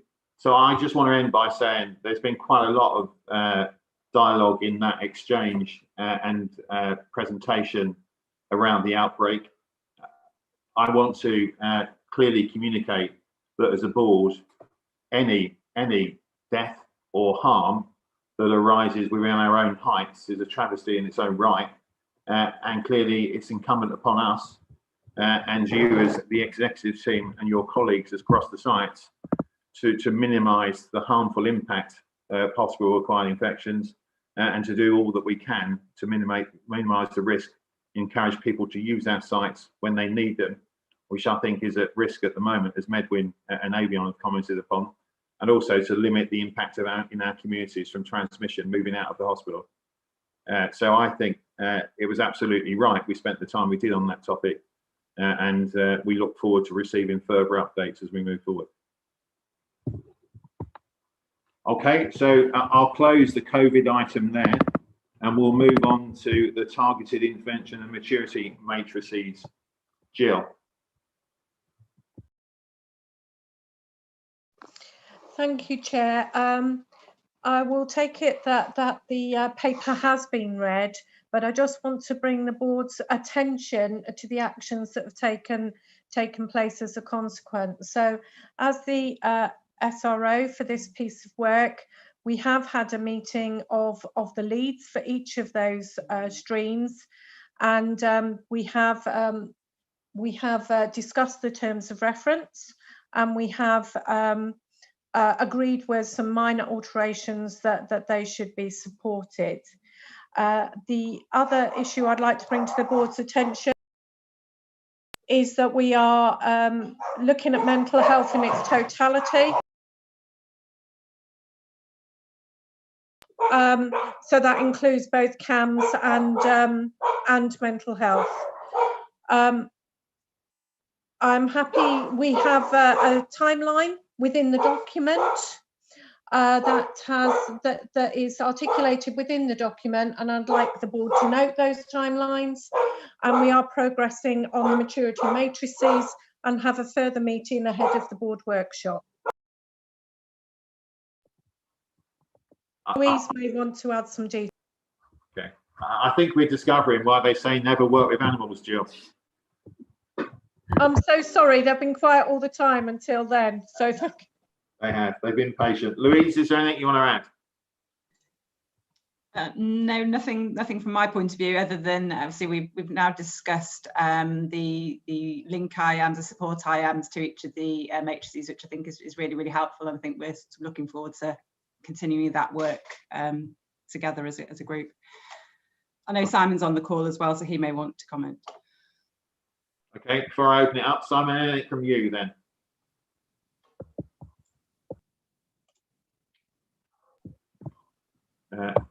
I take it not, Joe? Thank you, Mark. Just to confirm that I spoke with the Welsh Government official who is leading the TI, targeted intervention process, with us last night, and can confirm that we have our first meeting with Welsh Government regarding targeted intervention now approved, and we're just going through the process of making sure that we're doing all of our pre-meeting preparation using the maturity matrices that Jill has drawn your attention to. Thank you. Thanks, Joe. So, sorry, Mark, that was all I was going to add as well. Okay, all right, thank you. So we are asked to note the framework, the progress to date in developing maturity matrices for each of the domains, the progress in development of the governance and assurance processes, and the timeline. Are you happy to do so? Yes. Yes. Yeah. Lynn, I see your hand's now gone up. Is there something you want to raise? Sorry, I did raise it earlier. Do our staff understand what targeted intervention means, and is there a communications plan to ensure their involvement? So I'll start on that, if I may, Lynn. So one of the conversations we had at the first meeting, Lynn, was to consider how we could get the messages out to a number of, to as many of our staff as possible. And as part of that process, each of the executives are working with their teams around the cascade, which meetings they have available to them on a cascade mechanism. I know that Simon has presented to a number of meetings alongside that, and we are collating that information. Any questions or points that comes back from that, that will become part of our evidence, if you will, on our maturity matrix moving forward. Simon, I don't know whether you want to add, because I know you have met with some of those groups. Yes, certainly. Thank you, Jill. And what we've done is developed and agreed a single slide deck that is quite detailed, but people can pick and choose the slides so that it's not just reliant on me and the SROs to have that conversation with people. We can use that within team meetings. So we're taking that slide deck around, as Jill says, various team meetings, as well as with some external stakeholders, so that we can share the message across. And so far I've presented it 2 or 3 times and it's gone down very well. Thank you. Joe, you want to make a comment? I do, Chair, but it is with regard to the terms of reference associated with the external review. So I'm very happy to take your guidance on that. It is just a very quick update and assurance piece for you, if you're happy to take that point at any point during today's meeting. Thank you. Let's deal with that now then. So are we talking about the terms of reference to the review of the outbreak? Yes. So I've been able to do some quick delving and checking, and I'm pleased to be able to say that the terms of reference are still in draft. And so there is an opportunity for board to make comment on those terms of reference. Apologies, entirely my mistake. I had forgotten that the external review hasn't actually commenced yet, so we still do have that opportunity to share those terms of reference. I'm very happy to set the record straight on that. Thank you. Thanks, Joe. So we look forward to seeing them then. Thank you. So I'm going to come back to the targeted intervention framework. I've already said the things that we've been asked to note. A number of people start to confirm that they were happy to do so. So unless the sectors, I'll take it as we've agreed to note the things that are listed. And I'll move us on now, Mark, to the performance report. Thank you very much, Mark. So this is the first of 2 performance reports that we've got before us as a board today. And the first point I want to make is that they are in many senses companion pieces. We do need to look at both of them together. The first report reports on our progress against the board approved plan for Q3 and Q4, and where we assess our performance as being at the end of January. The outputs and outcomes from all that hard work are reflected in the quality performance report that we'll come to in the next item on this agenda. I think the report describes a significant level of achievement against a number of the headings that we set out in the plan, but in this very brief commentary I'm going to focus on those areas that are assessed as being either red or amber. One of those relates to stroke services, and when we look at our performance, we will see that our performance on stroke services is not where we would wish it to be. So in terms of our plans to improve stroke services across North Wales, I can advise the board that we had a business case at the executive team yesterday that, subject to one or two more pieces of work, were cleared to go to Finance and Performance Committee before the end of March. So really pleased to see that piece of work, which has had a significant kind of gestational period, if you will, is now progressing to some kind of conclusion. I also wanted to mention the Diagnostic and Treatment Centre, which is referenced in the context of planned care, and specifically around orthopaedics. Again, the executive team has been working now on a strategic outline case for one or more diagnostic and treatment centres across North Wales. And again, that report is on track to come to the Finance and Performance Committee at the end of the month. One of the questions that IM colleagues have submitted in advance relates to the inclusion of orthopaedics within that diagnostic and treatment centre work. So I just wanted to say a little bit about the background to that decision. So firstly, to be clear, that orthopaedic inpatient services are included in some, but not all, of the options within the Diagnostic and Treatment Centre strategic outline case.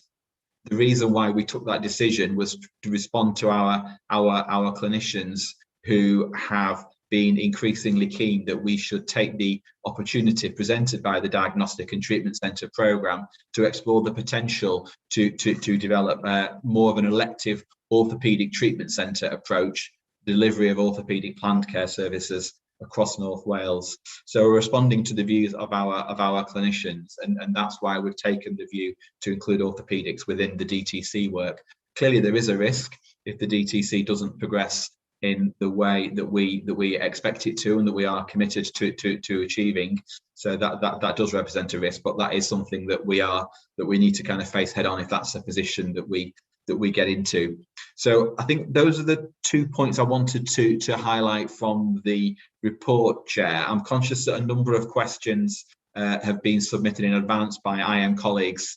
I'm not sure how you want to place it. I presume that we want questions to be asked, and then I'll bring in the relevant execs to answer if that's okay. Thank you very much.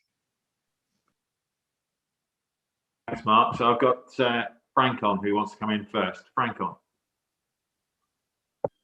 Thank you, and thanks, Mark, for that. My question was around stroke, and you've partly answered it with the sort of business case, because stakeholder reference group received a presentation some time on the review of stroke services. So I'm pleased that that has finally, or appears to be in the final furlong of some decisive decisions around.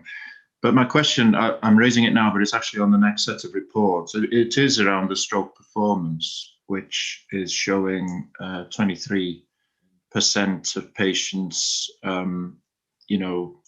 being admitted to a stroke unit when the target is 95%. And I'm a bit unclear from the narrative of that report as to what the reasons for it. There's an emphasis in the narrative around a lack of stroke coordinators and specific gaps at weekends and I think evenings.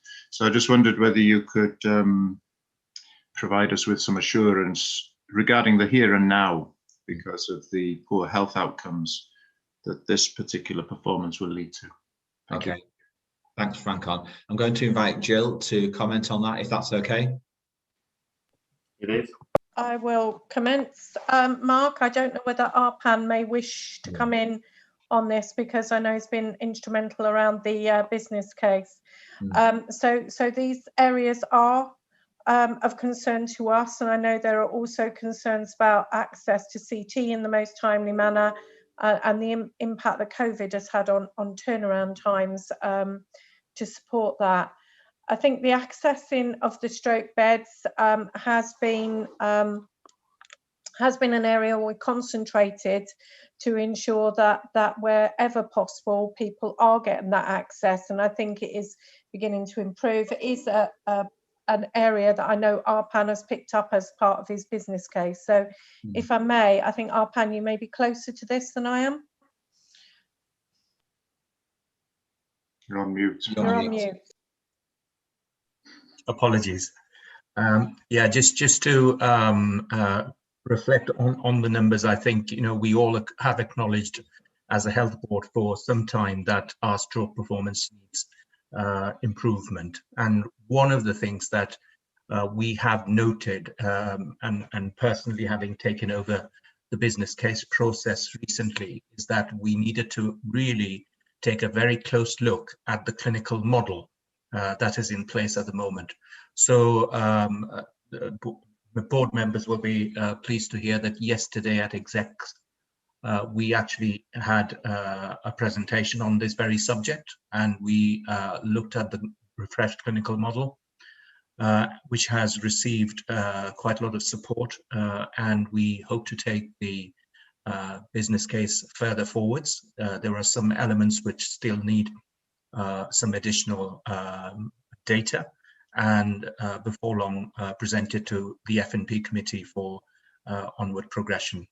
And within that business case, we've articulated very, very clearly as to what the clinical returns are going to be on the investment that we are seeking permission to make. Thanks, Arpan. Frank? Can I just respond? I'm comforted by, you know, the emphasis on the business case, but I'm not getting an assurance about the here and now relating to the narrative in the report, which puts an emphasis on the lack of stroke coordinators. And it says access to stroke, and this is on page 16 of the following report, in the headed quadruple aim 2 narrative stroke care. And the first sentence says, access to stroke coordinators due to staff shortages. Stroke coordinators in the East have been included in the ward numbers recently and are unavailable to respond to the bleed. And it goes on, and it also mentions that CT is not an issue. Access to CT or capacity around CT is not an issue. So what I'm after really is, it would appear that their staffing is an issue, and you know, we all know that happens you know, every so often, but given the performance, I just want an assurance regarding the priority here and now, really, accepting all the good stuff that will come through the business case that will provide longer term assurance. So I don't know if you can come back or you know, take it outside the meeting if you prefer. So, Franklin, I think it would be really helpful if Arpan and I could update you offline in terms of redeployment of staff, and that has been an issue, as we know, for a number of subspecialties. There is work now ongoing to forgive the terminology, to pull those staff back into their areas where they would normally be working. So that piece of work is commencing. I think what Arpan and I can do offline is probably give a bit of a timeline of what the anticipation of that might be. That would be really useful, and thanks. And when you've done that, Jill, can you share it with the wide board, please? So we're all cited.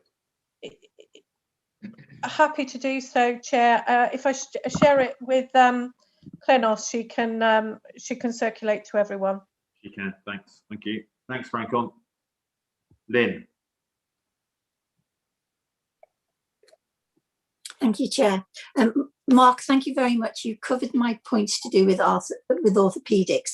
My other two questions are, when this report was written, it would have been at the end of Q2, prior, beginning of Q3, which was before the last surge of COVID cases and before the lockdown. So much has changed since this was written in such a relatively short period.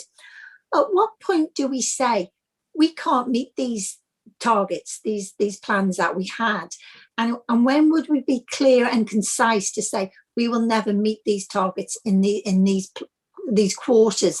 The reason I say that is I know that if you go through line by line and cross-reference, you can find where that will happen, but there's no one piece of paper to say, because of the situation we're in, we've now needed to drop these priorities and these plans. I would like it to be a little bit clearer so we can match it up to what really does matter to us as a health board. Well, we're certainly clear, Lynn, that we need to address that as part of our plan approval for 21-22. So we're going to undertake a systematic review of all the things that are not showing as purple in this process. And we are reviewing those for inclusion in the 21-22 plan. But I'm not sure if that's exactly where you're coming from. I think I would like it to be a little bit more live. So as it becomes clear that certain actions are not going to be met, we're absolutely clear at that point, as opposed to wait to Q1 in the next year. Right, okay. I think it just gives us all clarity, and it emphasises to us all what really, really is important to reduce harm. Yeah, okay, thank you. Thank you. My next point is on page 5. There's reference to developing and implementing plans to support patients to actively manage their symptoms. And yes, on page 10, which gives the narrative because it's red, it refers to the digital applications not being delayed due to IT capacity.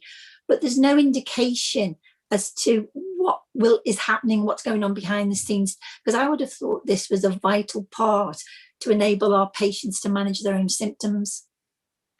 It is a vital part. I mean, I think other colleagues may wish to comment, but I can offer a bit of a perspective on this. Potentially, Chris, from a digital point of view, or Jill from a planned care perspective. But I think this is one of those examples that actually may fit your earlier criteria, Lynn, about things that we're struggling with because of things that have changed since the plan was written and signed off, although it was only last October. I think one of those areas and one of those functions that's come under significant pressure being informatics, responding to a whole set of demands that I think were known about at the time of the Q3, Q4 plan, but perhaps in scale terms, perhaps were not fully appreciated. And I think the most obvious example for those, at least for me, and I'll bring Chris in shortly, would be the impact of the mass vaccination and supporting that from a digital and an IT perspective. And I think that has knocked some things down the list. I think the assurance we would offer, and it is in this report, is that we need to pick up with timescales and with more clarity as part of our overall approach to planned care in 21-22. But I don't know if Chris would wish to add anything else to that. Only just that it is exactly as you've just said, Mark. Thank you. Thank you. Cheryl.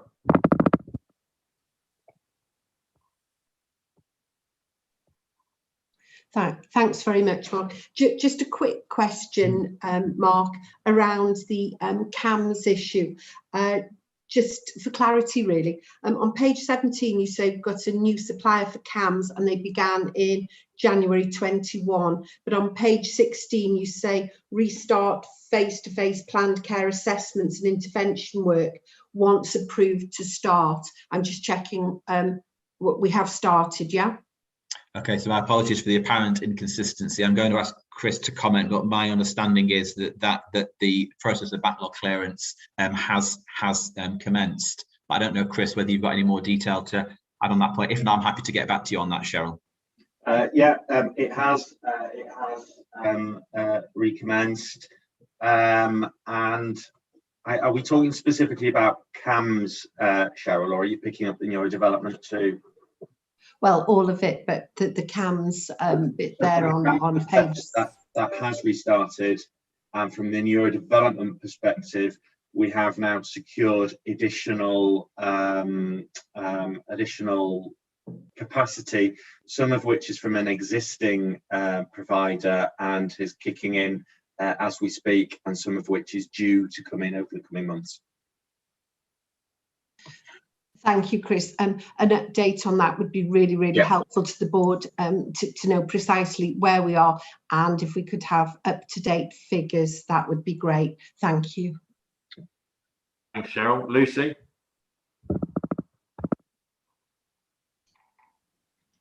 Thank you, Chair. So I have raised this before, but I don't find that this report actually provides very much assurance on the effective delivery of the plan. And the reason for that is because the actions documented in this report, they're not measurable. There aren't any outcomes to assess effective implementation. the narrative isn't clear enough either to be able to answer what the action was supposed to be.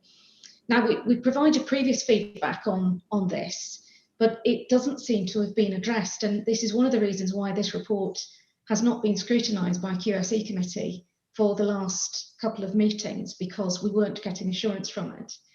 I mean, some of my questions I'll now come on to probably reflect that point as well, because I'm not clear what's being done and what was originally the requirement. So, for example, Action 2.6 refers to a review of external capacity for key providers, and it's gone from a red to complete, according to the narrative, on the basis that the Health Board are ringing external providers.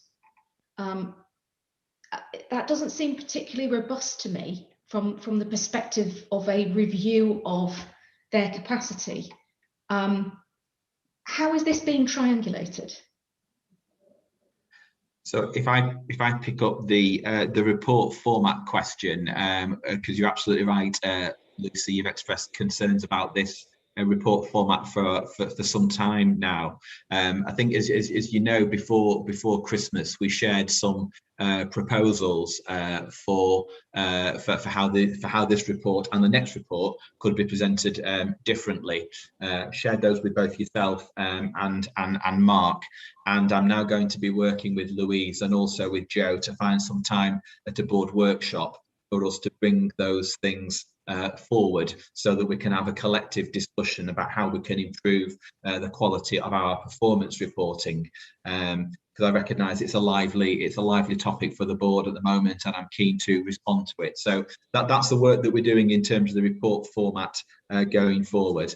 I think the phrase "ring round" could have been slightly more articulately expressed on Action 2.2.6. But I'm going to ask Sue H if she would like to comment, because I'm aware that this is something that the contracting team lead on in terms of contacting other, I think, particularly English providers. So Sue H, I don't know if you'd wish to come in and add anything else.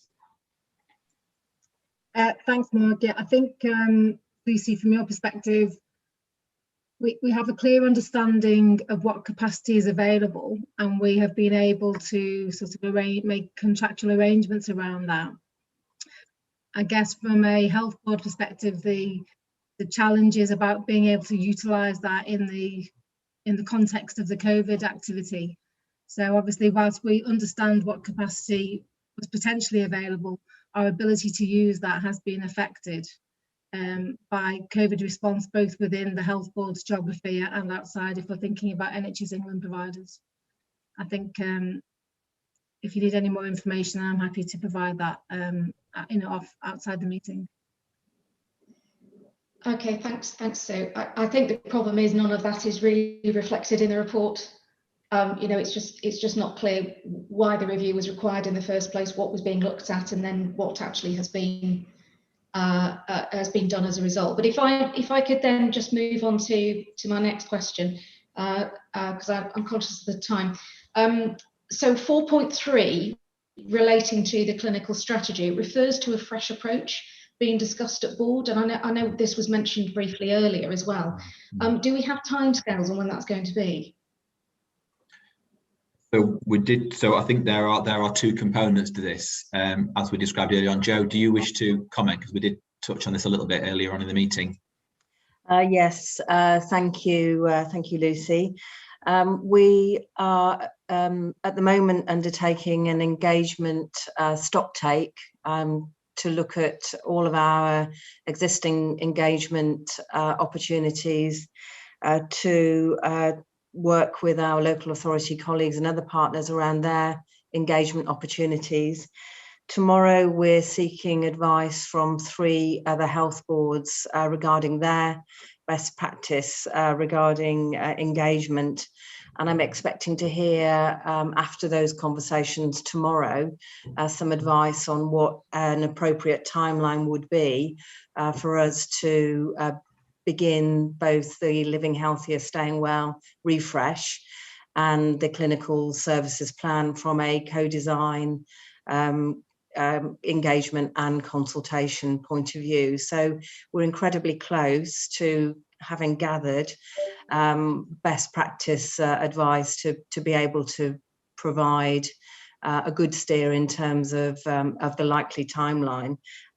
Very mindful of the fact that we want to do full justice to proper co-design and engagement, but discussion around a clinical services plan and our refresh can neither take forever. So it will be about that sweet spot, Lucy.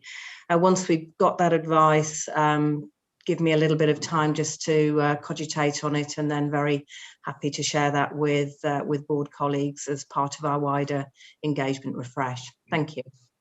I think Sue wants to come in as well. Thanks, Joe. Sue, is it on this point? No, it's on the wider point around this report, Mark. So I'll hold my comment if that's okay. Okay. All right. Lucy, do you want to finish, and I'll come back to Sue then. Thanks, because actually Sue may want to come in on my next question. So 20.70, which is on page 27. This refers to the reviews being under. So this refers to the raising concerns review and the improving the mechanism. Now the target date for that was the end of January. It's reported as a green though, rather than a complete. So if it's not complete, shouldn't it be a red? But my question also is, where are we up to in relation to implementation on the basis of that timescale? Thank you. Okay, so the colour coding for the RAD rating is green, on track with no risks. And I took a judgment based on the fact that we have undertaken the review, we have completed the review by the timescale, we have submitted the outcome of that review and a proposal for a revised Speak Out Safely process and cultural development, and we had done that by the date, albeit as you know, Remuneration Committee was on the 1st of February, so just past the date, but I took the view that I didn't want to turn it purple until we had actually implemented the revised approach. As we discussed at executive team in January and again at Remuneration Committee on the 1st of February, we have needed to put in an implementation plan plus a contract with an organisation that's going to be providing some support for us. We have an implementation plan in place. We are moving forward with the contract for the platform that is going to help us with the new process, and we are on track for a soft launch as discussed at a Remuneration Committee by April. So this report, which is based on January, my view, my judgment at that time was that it should remain green. It isn't red because we had completed the review, which was the measurable, which doesn't actually appear in this report, but was the measurable against the plan. But I didn't want to turn it purple until we've actually put the revised process in place. So again, in the next cycle, when the relevant committees see this report, it currently is still green, unless clearly you want to advise, or the board wants to advise that otherwise. Okay, thank you. Okay, sorry, so you're coming back. Yeah, so my point, I suppose, on the wider report, and we know that we've had a number of discussions around this as a board, and indeed have had a number of discussions at the relevant committees, so both at Quality and Safety, Finance and Performance, and SPPH over this cycle, about the interrelationship between this report, which is a monitoring report, the assurance, i.e. evidence of output or outcome from the actions taken, comes from a range of other reports. But also this report needs to be seen in the context of the board assurance framework, as well as the wider environmental context. So I think the conversation that Mark alluded to that we need to have with the board is really, how do we place this report within that wider context? There are some suggestions, which again, Mark alluded to some proposals late in 2020.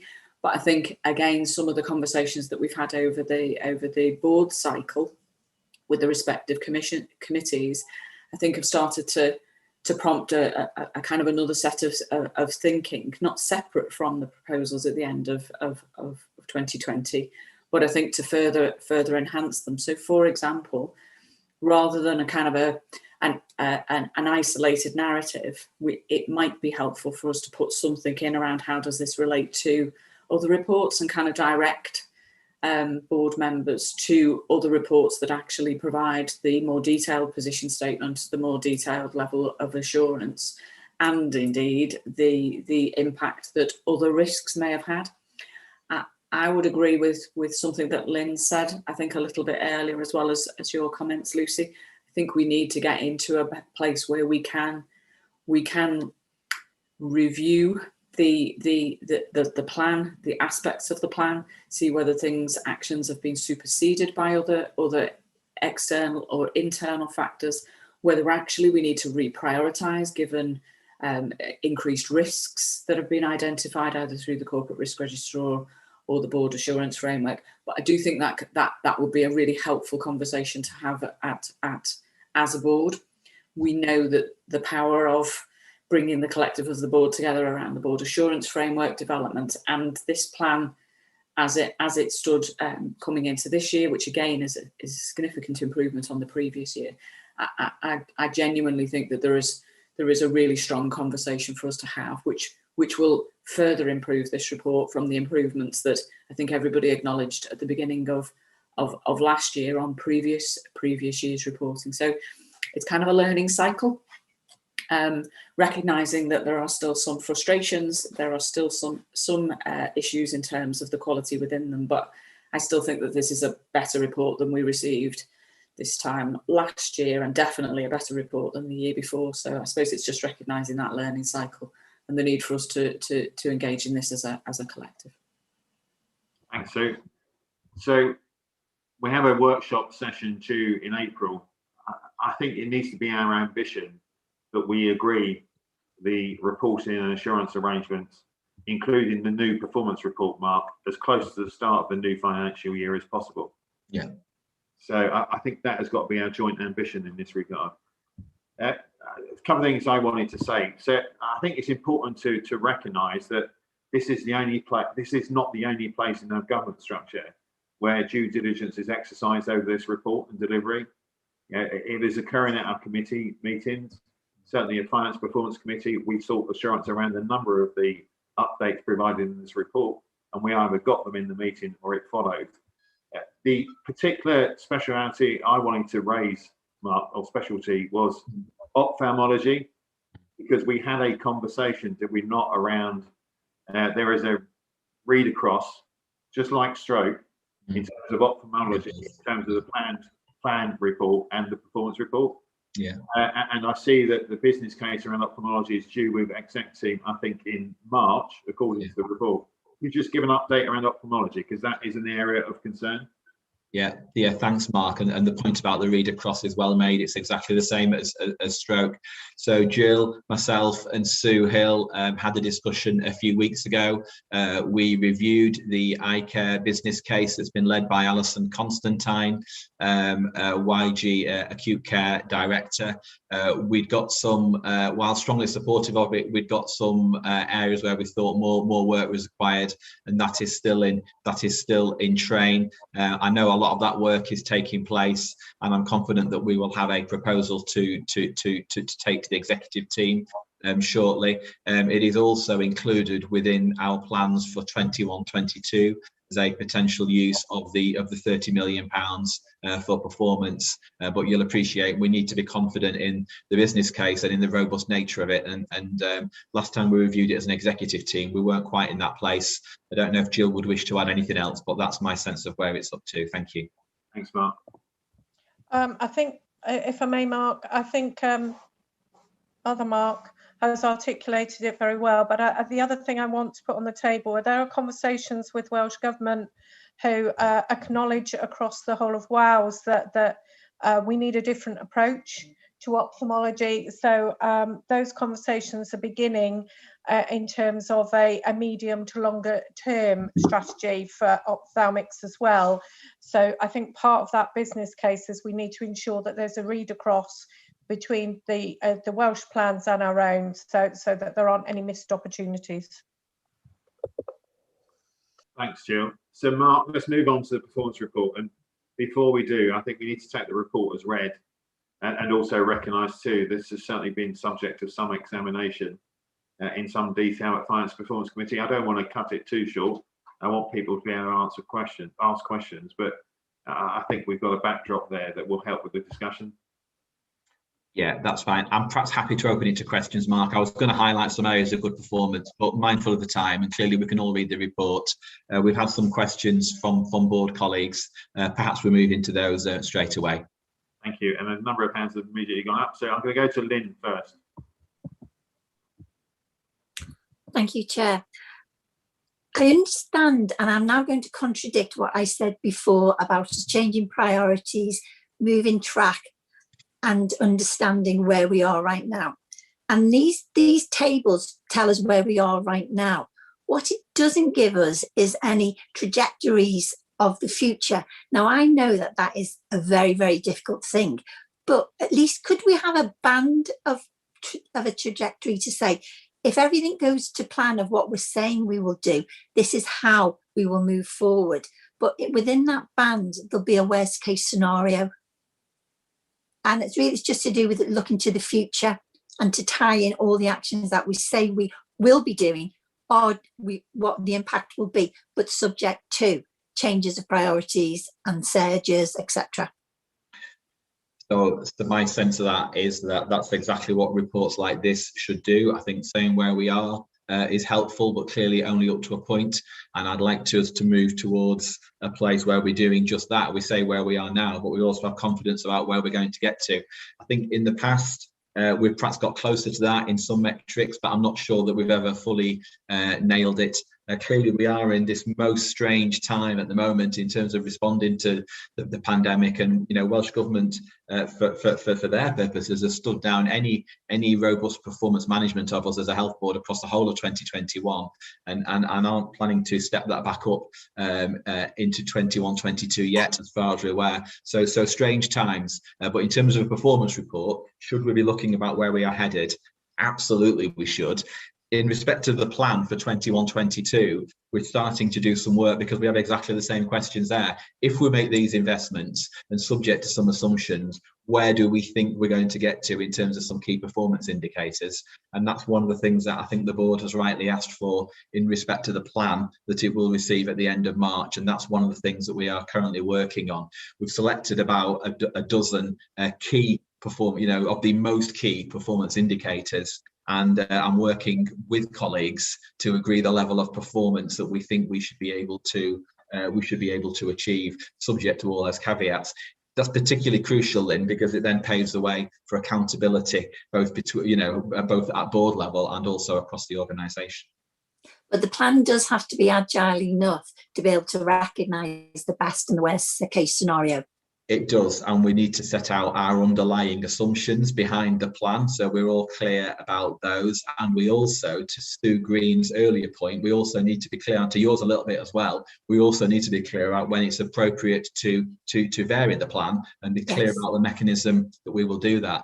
This has been such a strange year with quarterly plans and 6-monthly plans. Those things don't feel like they've been a tremendous priority for us in the middle of the pandemic, but I think in the context of moving back towards having a full annual plan, then those are absolutely issues upon which we need to be very clear. Thank you.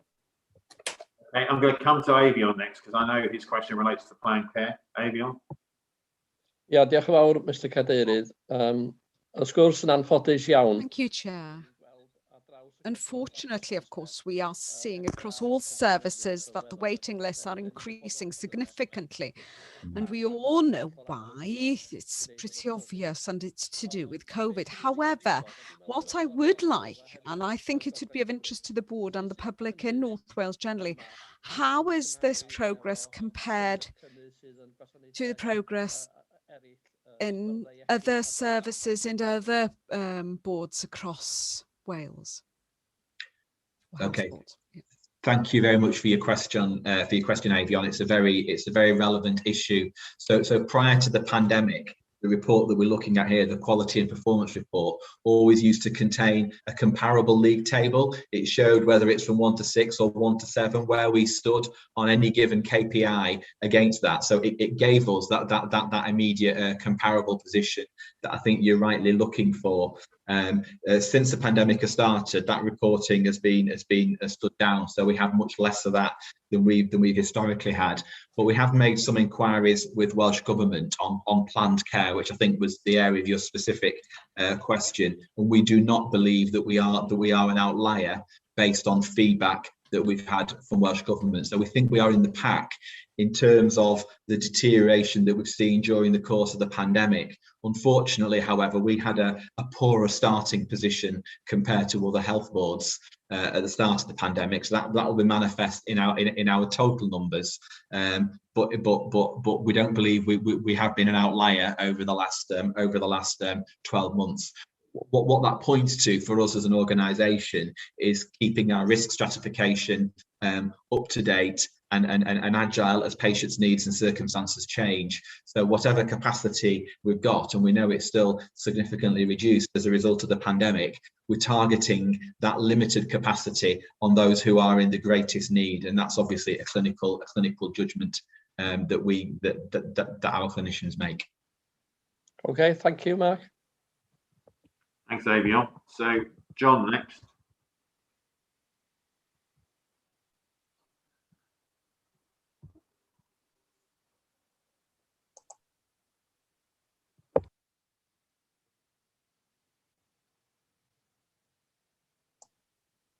Thanks, Mark. For some reason, I couldn't get it unmuted.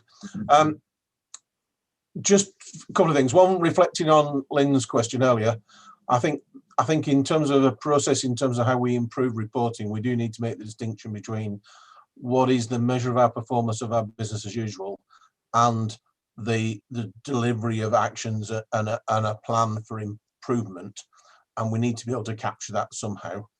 Yeah. But the more specific question I had was around infection prevention and control. I suspect it was one of the positive things that you were going to highlight, Mark. But I just wanted to ask, it's one of the sentences in the exec summary. Yeah. Does it still hold true that we are still one of the best performing Wales in the light of the COVID outbreaks in our DGHs? Yes, my understanding is that it does, but I think Jill will be much closer to this aspect than I am. But I think our performance still compares well. Jill? It does, John, but one of the questions I've asked around the outbreaks, because there are outbreaks across other parts of Wales, is how we compare with those given our latest outbreak. I haven't got that information yet, John. I am seeking it. Okay, thank you. Medwin. Thanks, Mark. Excuse me. I have mentioned it before, but I do think the images within the report should reflect the world we live in at this moment in time in terms of social distancing and PPE, because some of the images there aren't appropriate for the time we're living in at the moment. On page 45, there's a graph there, and I appreciate you trying to cram as much information as possible, but you're talking about jumps of 20,000 on the left of the graph in terms of COVID-19 impact on waiting lists and diagnostic waits. Perhaps we could present that in a different way or in a manner that we can actually read. But I'm intrigued, and you may have alluded as to earlier, I can understand why 36 weeks has gone into 52, I understand that. What I don't get is why it's plateaued from the beginning of the year to now, the top line, and what happened in December when it dipped. What was the explanation for that? So I'll invite Jill to comment, but December dip, we historically across the whole of the NHS see a reduction in planned care work over the Christmas period. No, I appreciate that, but these are waiting lists, aren't they? The waiting list would be constant, wouldn't it? Which bit are you looking at? Page 45. Page 45 of the report. Yeah. So I'm looking at waiting list risk stratification. No, am I on the wrong page? It's COVID-19 impact on waiting list and diagnostic waits. I'm not sure. Can I pick that up outside with you? Okay, yeah, fine. Yeah. Sorry. I think it's the page before.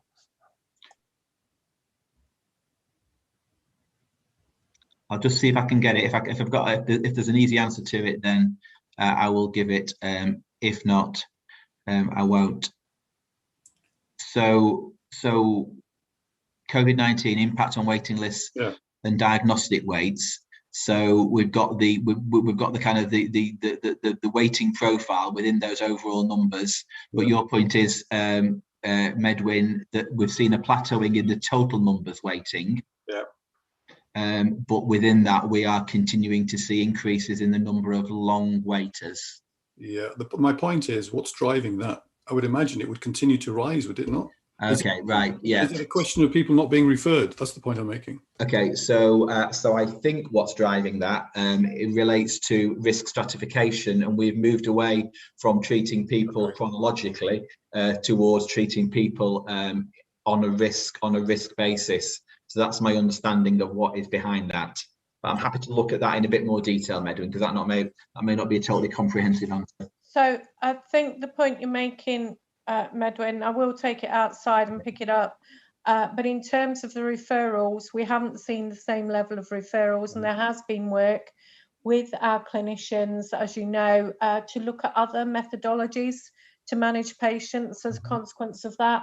What I cannot explain in terms of your question, I'm happy to take away with Mark, is the dip in December. Yeah, and what we're not getting from this, whether this is a good news story or a bad news story. That's the point I'm making. Is this a crash coming our way when we come out of the pandemic, or is this controls in place plateauing the numbers out? That's the point I'm making. No. I think it is fair to say that we're absolutely clear that the planned care challenge that we have now and coming out of COVID is quite significant. I would also add to that as we do see more people referred in, that those numbers may well increase, and we're quite aware of that, Medwin, and we are working in the background to put very different methodologies of managing that, including symptom control, rehabilitation, a lot of interventions there. But I think, let me be clear, I think we acknowledge this challenge, and we're working in the background and taking through F&P our processes to try and manage this in the longer term. Okay, so Jill, we know that the diagnostic and treatment centres proposals are coming by way of an outline business case to the Finance Performance Committee this month, which is part of the view around how we build long-term sustainability and capacity into the organisation, particularly to deal with planned care. But what we haven't touched upon is unscheduled care. A lot of the indicators in the report around unscheduled care are headed in the wrong direction. Can you just describe what work is going on around unscheduled care, and particularly the point around capacity in our EDs, please? I can, Mark. Can I just complete planned care, if I may, because you'll know that action's been taken to increase potential theatre capacity in the coming months. We're dropping theatres to address that. Clearly the challenge will be our workforce, but we're putting in place a blended model to try and mitigate that, as well as insourcing diagnostics and other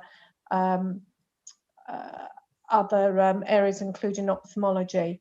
In terms of unscheduled care, I would like to bring to the board's attention a proposal that has gone through executive around a plan to improve our unscheduled care performance, working with the Welsh Government Delivery Unit. So Stephen Harris and his team will be supporting us on this, and we're working in the background on what the metrics will look like to go into the plan. But essentially, this is a whole system piece, engaging partners, including Welsh Ambulance, partner local authorities, and looking at the totality of the pathway, including opportunities to intervene. So the phone first, alongside the 111, which Chris may wish to comment on, ensuring that people have timely access to care, and building on the work that we've seen in terms of the SDEX and other initiatives that have gone across our sites to ensure that our patients are receiving timely care in our ED departments. We do still have the challenges of the testing and ensuring in managing potential outbreaks that patients are going to the right bed in a timely fashion. But the other element of the plan that we're putting in place is around timely discharge and ensuring that people have options to get to a alternative place of care, preferably their own home, as soon as possible. And that links in to some of the work that we're doing on medically fit, including a conversation, if you will, Mark. We're starting a conversation, I believe it's next week, with area colleagues, with secondary care mental health colleagues, of building on the principles of virtual wards in the community. And I'll go back to where you started, Mark. It would be remiss of us if we didn't note some of the good performance and improvements that are being made in what is a challenging environment. So we do appreciate and acknowledge the improvements that we can see through the report too. Okay, so I'm going to draw that item to a close there. We note the report, and I'm going to bring us on to finance. So given 8, 9 and 10 in terms of the month reports have all been through Finance Performance Committee, I'm going to ask you to turn your attention to month 10. Okay, thanks, Chair. So I'm so sorry, you can take the report as read as well. So okay. Key highlights, please. Okay, so I think that the highlights to report around the financial position are just around the context. So the Health Board set a plan for a 40 million deficit for the year, and in November the Minister of Health and Social Services announced some strategic support for the Health Board, 51 million this year, and that equates to 40 million around the deficit funding. So this is why we are now able to report a break-even position for the year and year to date. I think the only other significant change to report is around the COVID-19 response at the Health Board. The expenditure incurred and the additional allocation from Welsh Government has meant that this does not have an impact on the position of the reported position. And just in terms of that COVID expenditure, the current position is that we have received 88 million to date, and 151.4 million is the forecast outturn for the COVID expenditure. I think the only other thing I would comment is a savings programme where we had a target this year for 45 million. We have delivered 13.7 million year to date, and we have a forecast now for 17 million, because obviously our ability to deliver savings in the year has been significantly impacted by the COVID-19 pandemic. And of that 17 million, about 11 million is being delivered on a recurrent basis. I think the only thing I'd raise are the commissioner contracts, which are being managed carefully, given that we have a block agreement in place, which has been agreed at a national level with our English providers. And I'm happy to take any questions on the paper and the financial position. Thanks, Chair. Thanks, Sue. Any questions or observations? One of the items we discussed, Sue, at F&P, it's in the report, is the performance funding for this year. Yeah. And the fact that we currently don't have plans for a significant part of that performance funding. Do you just want to give us an update on where you are with that with the team? Yeah, of course. Thanks, Chair. So we've done quite a lot of work. So remember, this report is at the end of January. We have had good conversations with Welsh Government. Both myself and Joe has been having ongoing discussion, and we are doing everything we can to ensure that we utilise all the funding that we've been given in the year to support both our response to COVID-19 and the performance improvement. And I think we are going to send an accountable officer letter to Welsh Government. We sent one in November to talk about the COVID-19 funding specifically. We're just going to follow that up with another letter so that we are clear about what we're spending the money on, and if there's any risk. I think that is reducing because we've done quite a bit of work over the last sort of 6 weeks. Thanks, Sue. I have no hands up, so we'll take those 3 reports as noted. I think it's worth saying that the plan and the budget is due to come back to board or come to board in the coming weeks, and we've got plans in place to receive and discuss and refine those. So thank you. Thank you. So the next item is Medicines Management Annual Report. Kate, I'm not sure whether Berwyn has joined us yet with Louise. I did, well, on instruction from Llinás, I told them to join in 10 minutes, which is probably 5 minutes away now. I can email them and say join now, but it literally will take a minute for them to join. Okay, well, while we're doing that, so I'll come back to that then, Kate. So we'll move on to the Welsh Language Standards Investment and Improvement Report. Teresa. Thank you, Chair. This paper is before you today because it was a question that was raised in one of our previous meetings in relation to the standards and whether or not we were ready. The team have prepared this paper for you to give an update as to where we're at, the challenges facing us and the work that is being undertaken. I think the paper is self-explanatory, so I won't go into too much detail, but if I may, I will explain a little about what is in place. So the adherence officer is assisting us to ensure that the work is being undertaken. We also have an operational mechanism within the health board and a project management board that is working well. There are a number of services that are prospering and doing exceptional work, I must say. So there are positive aspects to this already because of the good work that has taken place in the past 2 years. And I think the biggest challenge is to ownership of the work within the health board, and that everyone understands the importance of using these standards to ensure that our services are the best and most bilingual possible for our patients and our population in North Wales. We do have some great examples and a lot to celebrate. We have the Dewis Iaith project, and a number of health boards are looking at this, and this provides that proactive offer to the patients continuously. We have some great work happening with primary care. This is something important. And also, we're working on a pilot within the mental health team to be more proactive there as well. And that's very important to us as a health board as we go through the targeted intervention work. And the training Welsh programme is still, and as you can see in the report, the demand has been much greater than we'd anticipated. So I'm looking forward to a new tutor starting after Kerry's wonderful work.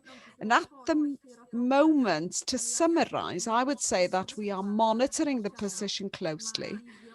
Avion has asked us previously about the work that we've undertaken, and Medwyn as the champion has been with us on this journey, trying to ensure that we use these standards to help us to move forward. I do think that we have made progress, and you will see the board papers today. The standard documents for every board meeting, those are there bilingually, and I'm grateful to the team across the health board for enabling that today. However, I do think when I look at the paper and go back to the question that was asked by John, I do think that the greatest challenge is the work that we undertake to ensure that there is ownership across the health board and therefore the planning work that we need to do. So to summarise, we will in the next 6 to 9 months making sure that we continue with the work within the team, and will report to you as necessary to ensure that we are making the progress and adhere to all of the standards. Thank you.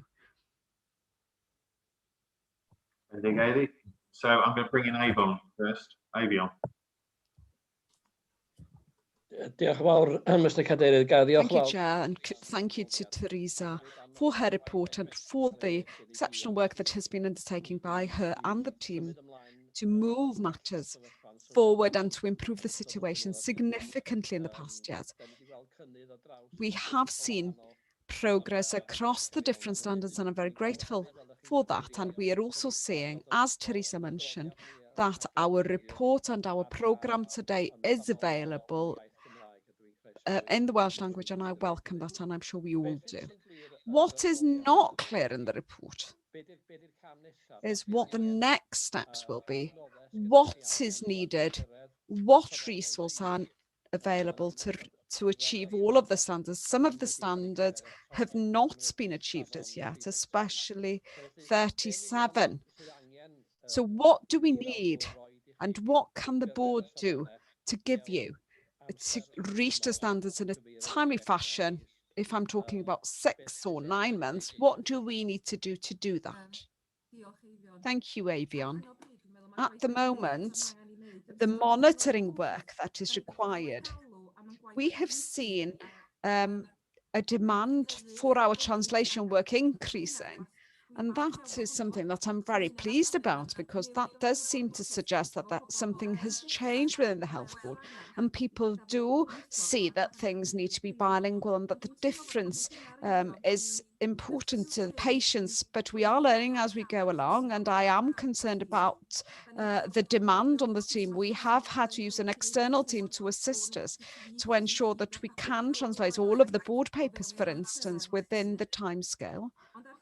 However, at the moment, we can meet the demand, and I feel at the moment, and especially with standard 37, that the monitoring period is what we need over the next 6 to 9 months to see how things settle within the board and to see whether the progress increases or remains. And there are a number of signs and papers and everything that have had to be changed in relation to COVID. So I want to check with the team whether or not this is a temporary increase. And the same with the board papers. This is a part of the conversation we've already had, Avion. Does it make a difference? Is it helpful? Is it welcome? And what difference does it make? And does it work for all of us as a board to help communication with our population?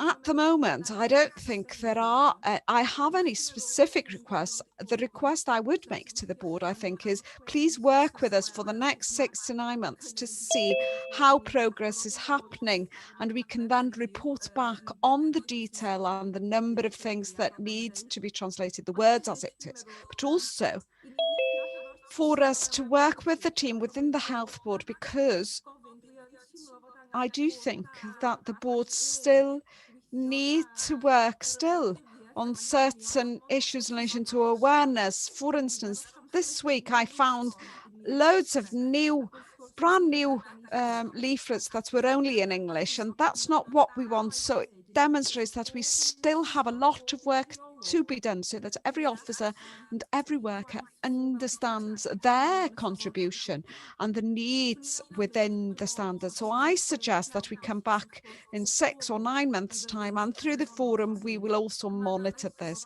and there is always a welcome for board members to come to that forum. Does that assist? Yes, certainly. I think you've answered fairly, but what I would like to know is what the attitude of the language commissioners is to your work. I wouldn't like to see him coming and indicating that we're not reaching these standards, and there is a £5,000 fine, isn't there? I want to ensure that we collaborate with the Welsh Language Commissioner, and Aled Roberts is satisfied with the work and the plan in place. You talk about 6 to 9 months. Is he happy about that? And if I could respond, yes. I know that the Commissioner is coming to the board to meet with the Chief Joe.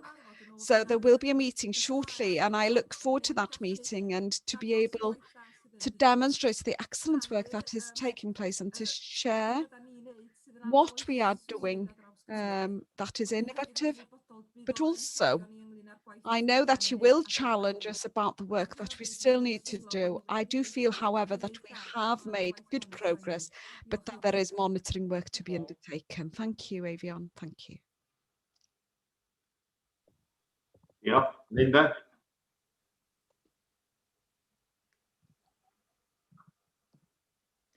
Diolch yn fawr iawn, a mae Eifion... Thank you. Avion has partly asked the question that I was going to ask about how this all complies with our requirements to achieve the standards, but also, in addition, could I just repeat my thanks since I started with the Health Board recently. It's been great to see how much bilingualism there is in the paperwork, and I do welcome that. You indicate in your assessment that there isn't a confirmation at the moment for the post of trainer. I just wanted to know a bit more about the impact if Welsh Government turned down or got rid of that service, and if the financial support went for that trainer. It's difficult to say, Linda, but I do know that the difference that the tutor has made has been wonderful across North Wales and across the Health Board.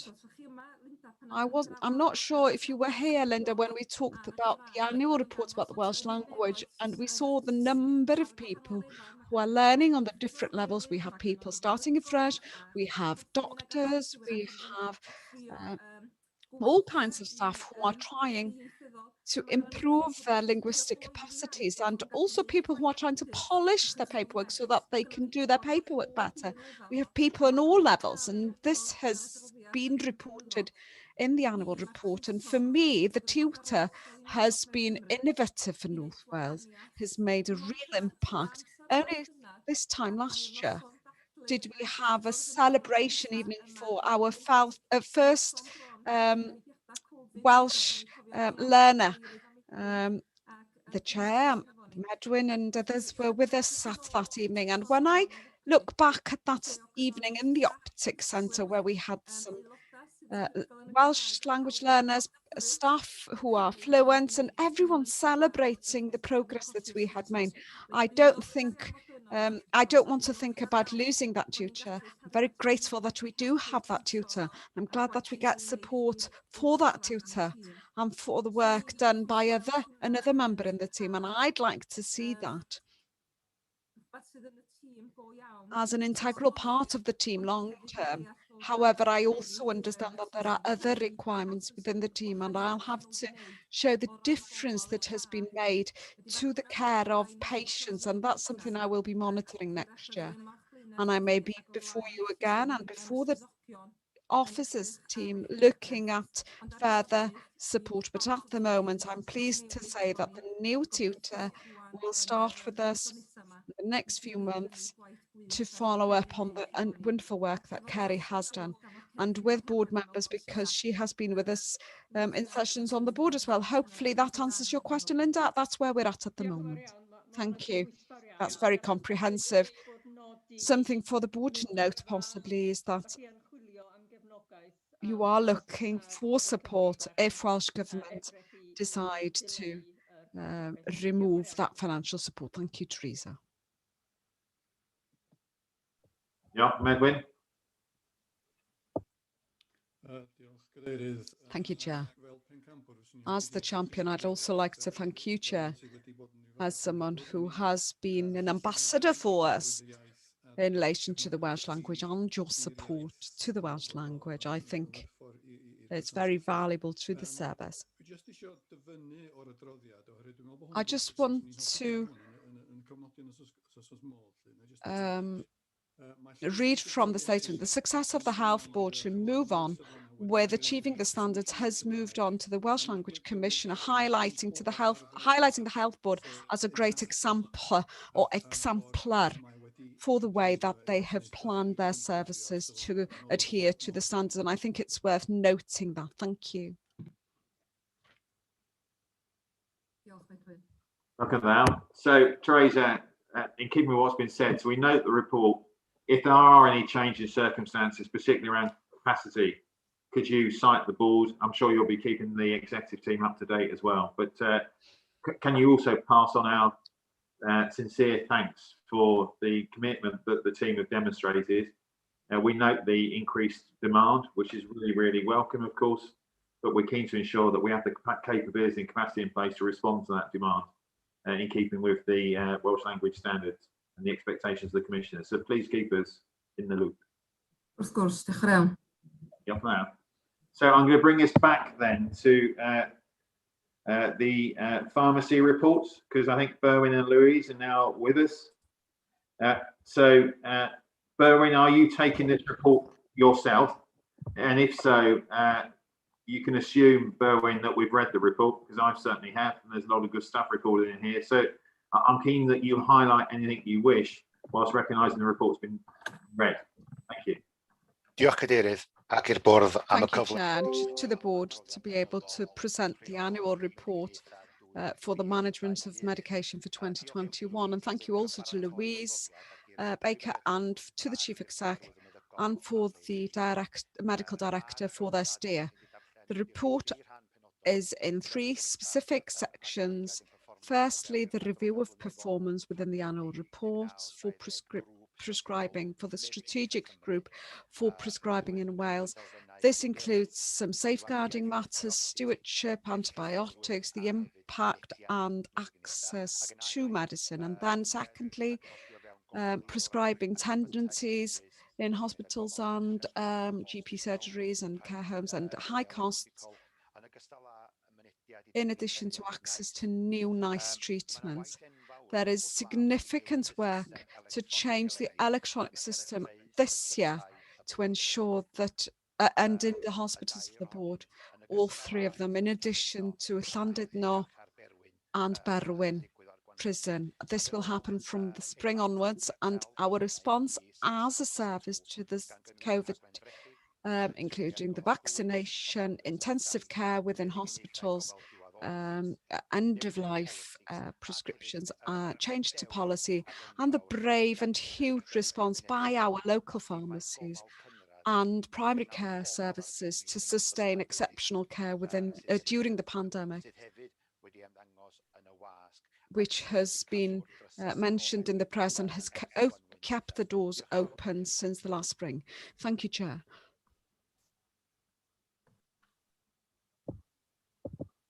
Diolch, Berwyn. So I've got Gareth first of all, who wants to ask a question, I think. Gareth.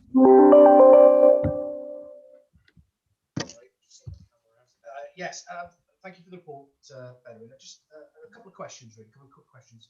First one is on the patient safety indicator information you've given us around antipsychotics in the over 65s in the report.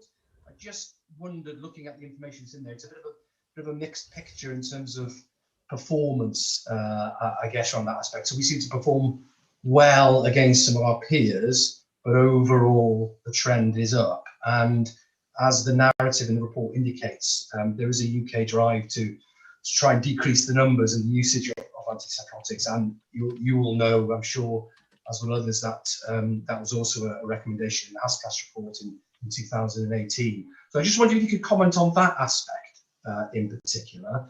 And then my second question was about procurement, and actually just taking us back to the Brexit issue, which we've largely forgotten about.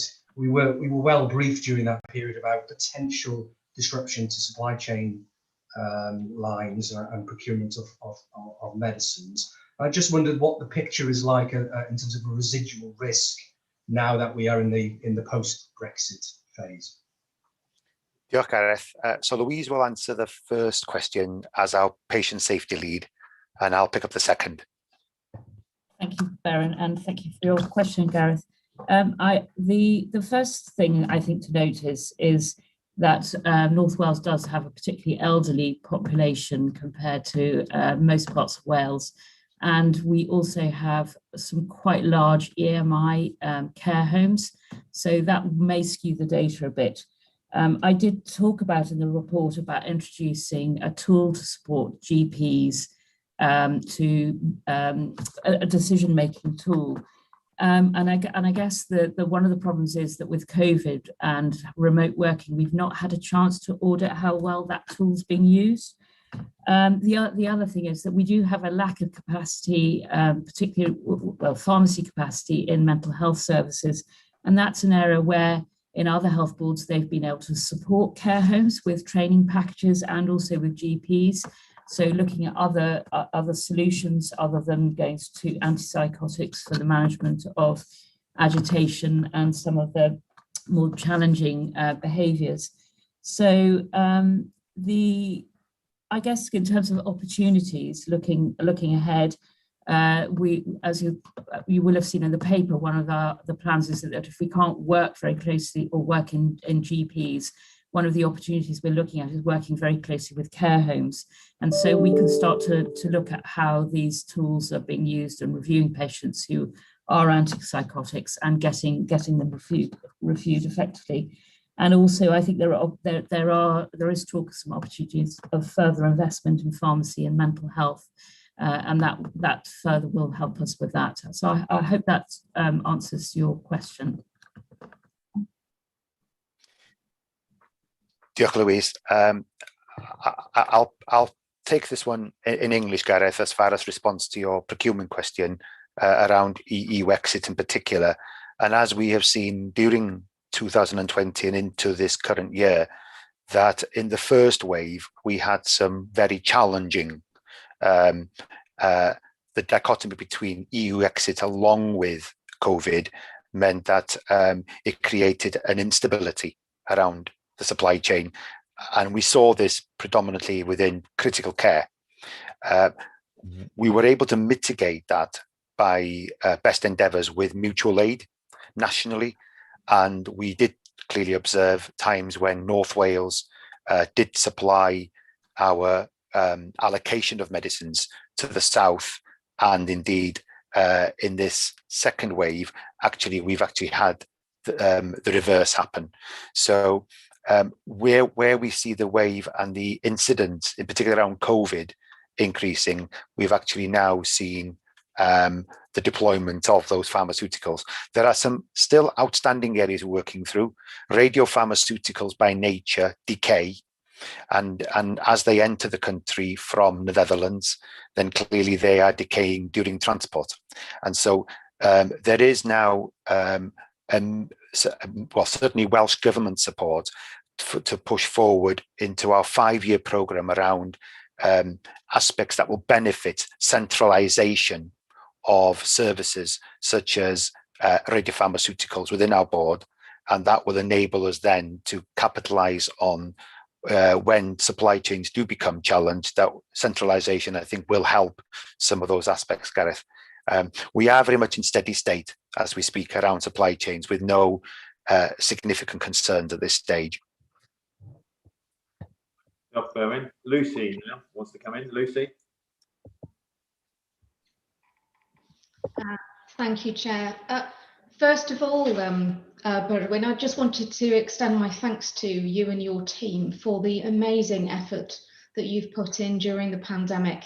Yeah, I do appreciate you've had some real challenges in relation to trying to manage the vaccine, the distribution, and some of the more nuanced challenges across both primary and secondary care. So thanks very much for that. I know you've also been working your socks off over it, so very much appreciated. In relation to your report, I have to say I was really disappointed with the slow progress in Wales regarding an electronic prescribing system. For this to have been highlighted by the Welsh Government in 2015 as the highest priority for health and care, and here we are in 2021 and we still don't have one. In comparison, our patients over in England have got a first-class service that has been in operation for a number of years now. I mean, you've indicated in the report that this is a patient safety issue. It's not just a matter of convenience that it's easier to, order your scripts through this. It is a significant patient safety issue. So I'm really concerned and feel that Welsh patients are being let down. I have raised this myself with Welsh Government as well. So absolutely welcome and support this being a priority for the Health Board.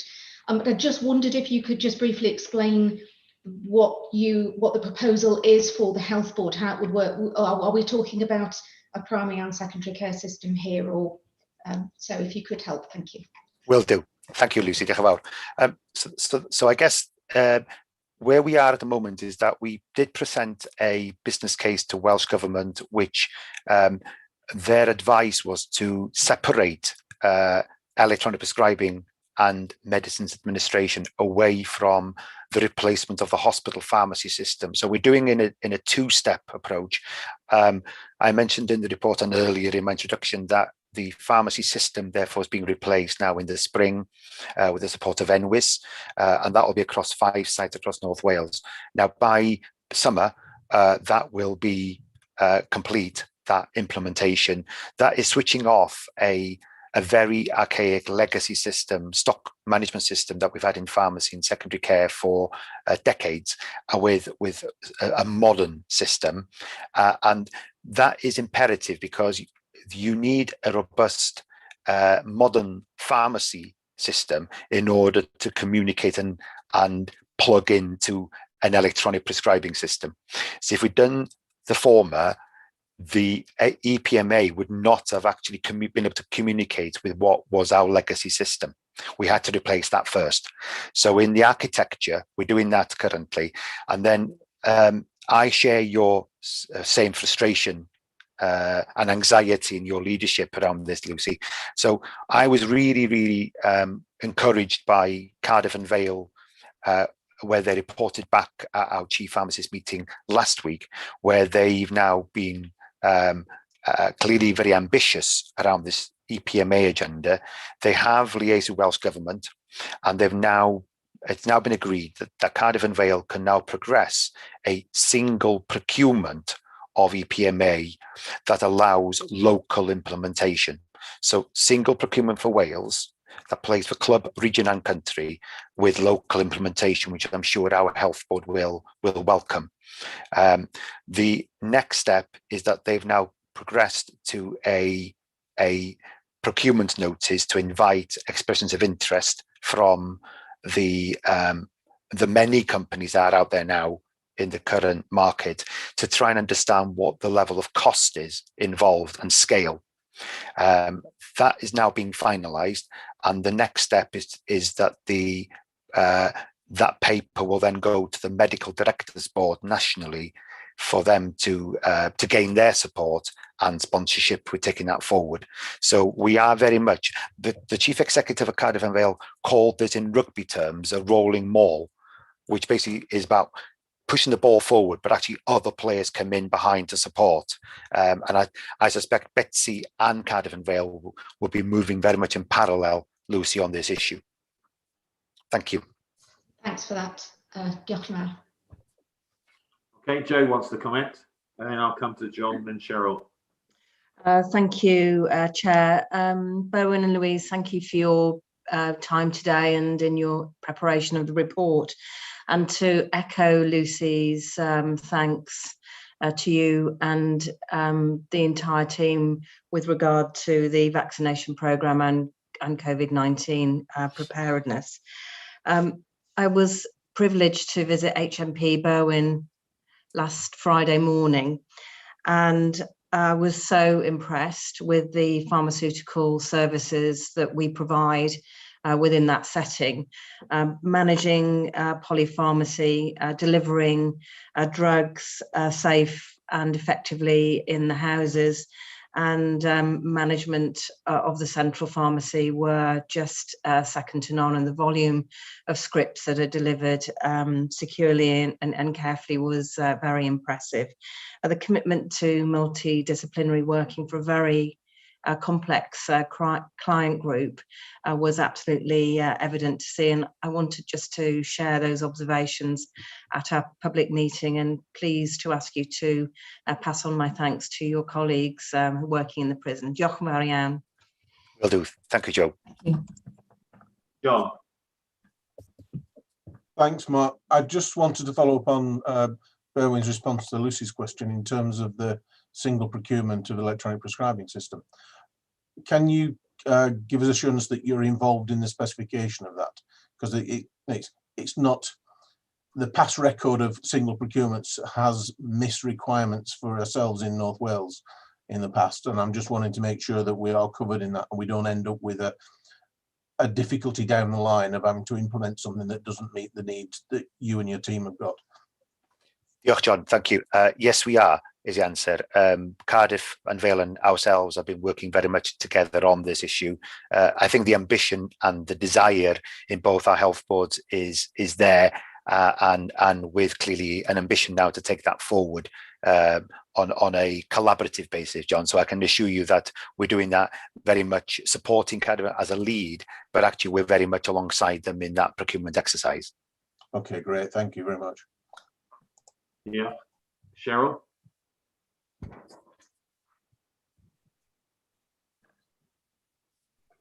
Thank you very much, Chair. I just wanted to actually thank Berwyn and the team about the work they have done over the last 12 months in palliative care for our cancer patients in their own home. I speak to and meet with a lot of these affected families, and the work has been absolutely invaluable in the worst times of their lives. So I'd just like to say thank you on behalf of the families, their carers. Thank you. Thank you, Cheryl. Thanks, Cheryl. Berwyn, a couple of questions from me. So the first is, the report refers to a loss of focus in terms of primary care prescribing, and the fact that the response to that is being picked up by a group, but there are concerns about long-term implications of that loss of focus. So some further information, Berwyn, about how concerned you are with that, and the response, I think, would be helpful. And it'll come as no surprise, we're starting to see that play out in terms of budgets as well. So it's clearly a financial cost. Then the second question for me is, so there are clearly areas in the patient safety indicators where we are comparing really well. There's a couple where we're not. Some assurance from you that the couple where we're not, and I think we covered one through Gareth's questions, for example, would be helpful, I think, at this point. Thank you, Chairman. If I come in first, and then if Louise may want to come in as well, as the lead in this area. So on the primary care engagement, clearly the focus has been very much, as we all know, on the pandemic. I think we've got to the stage now that we're reaching a degree of, dare I call it, steady state, whereby we're obviously trying to move in parallel our response to that, along with clearly managing and supporting primary care with chronic conditions, acute illness, and so forth. What we're working on is that modelling around, first and foremost, cluster engagement and supporting those clusters with our teams. We've clearly utilised technology with remote consultations and so forth, but the focus is I would say, and I'm just looking here at a reference which is Atul Gawande being mortal, is around how do we in effect go forward with managing frailty as a key focus over the coming year, supporting people in their communities and indeed reducing their frailty, because as we know, the more medicines people are prescribed, the increased frailty that occurs. So that's a key focus for us going forward across the entire region over the coming 6 to 12 months, and indeed underpinning that with better effective management of chronic conditions and getting tough on areas such as hypertension and so forth. And clearly that does then play into the clinical effectiveness agenda to ensure that by optimizing the medicines, that indeed will then have an impact downstream on costs of medicines and indeed on budgetary pressures. On the indicators, Louise, are you happy to take that one? Yes, I'm happy to take that. With the indicators, I think I made reference certainly to one of them in under the beta blockers in asthma, and one of the issues we had, and this was when I was chair of the Wales Prescribing Advisory Group, was that we were trying to, there is a need to work with NWIS, the primary care NWIS, to allow GPs to exception report patients, which would make a difference. And that affects other indicators as well, where patients have been reviewed and it's been it has been deemed that it is right for them to be on either that combination of drugs or that particular medicine, and so there needs to be a way to exception report those so that those patients or those numbers don't come out in the graphs, if you like. So that work was being discussed, but obviously this report, we're now a year on from this report being published almost, and the work has been suspended because of COVID. So we need to make sure that's been picked up.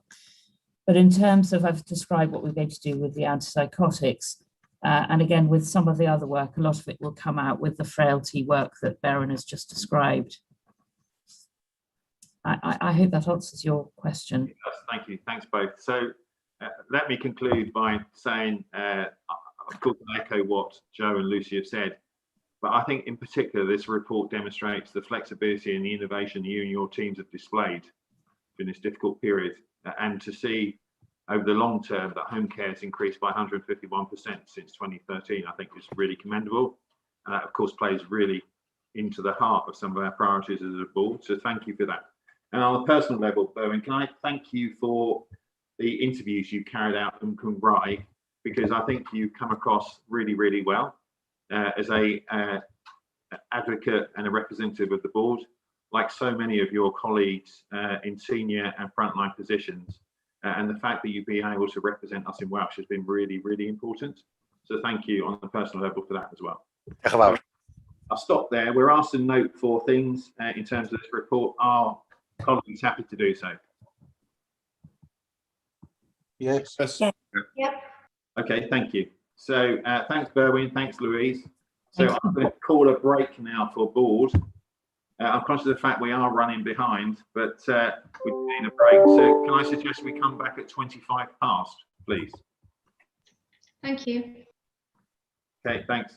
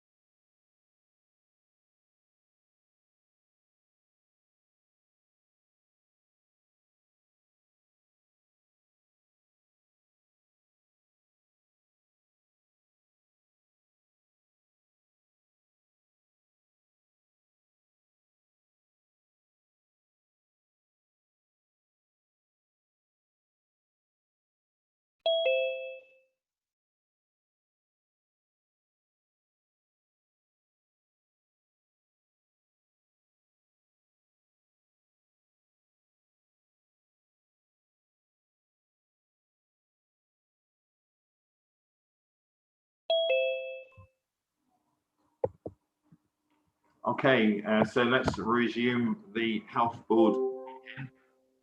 If I may, the next item is the Hascas and Ockenden improvement recall paper. Jill, are you able to fill this paper, please? I am, thank you, Chair. First of all, can I just put some context around this? This group was set up after the publication of the Hascas and Ockenden reports, taking each of the suggested improvements, having task force to deliver against the ask on those and to provide progress and oversight via this group. What I would like to say is a significant amount of progress has been made. However, although we are recommending the closure of this group, I would like to make it clear that there will be significant oversight on a number of areas.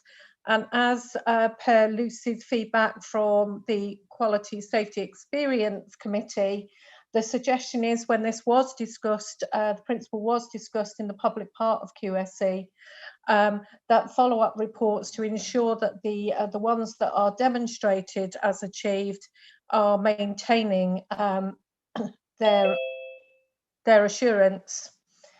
What I also like to pick out is there are a number of areas where that have been discussed with the CHC, not least the wider engagement piece. And the CHC, I'd like to thank them for their support in providing safe space events for that wider engagement piece, not only in older people's mental health, but across the suite of services that are offered for the health board from mental health. And we've just received some early reports on those, and we will be responding to them and continuing this as part of our engagement. I'd also like to point out, and it is within the document, but it's not clear within the recommendations, that I'd like the board to note that engagement, governance and mental health still sit within targeted intervention and are being led by executive SROs through the targeted intervention and the maturity matrix proposal. So they will still be subject to considerable scrutiny by the board and indeed by Welsh Government. So assuming that people have read the report, what I would like to ask, as the recommendations are, that the board notes the current status of the Ockenden and Hascas recommendations, that the stakeholder engagement across wider mental health and learning disability has actually commenced with Community Health Council support, and I'd like to reiterate the thanks to them for arranging that, and confirmation that the governance arrangements will continue via the committees associated to the boards. Thanks very much. Happy to take any questions. I think Lucy wants to come in first. Lucy. Thanks very much. Just really to support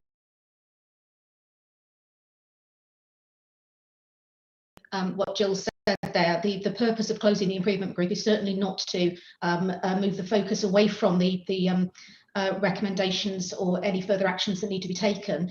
The improvement group's been running for some time now, and as happens frequently in the health service, things have moved on as that as services progress.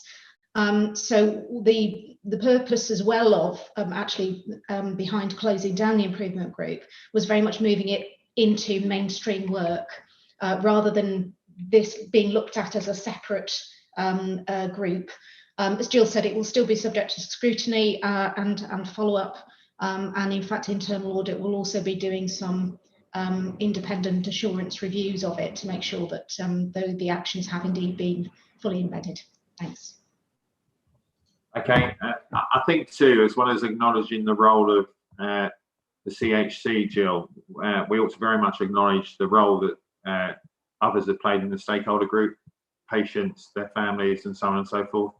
Yeah, they've given I would absolutely agree with that, Mark. And one of the conversations that we had was to ensure that we heard those voices and continued.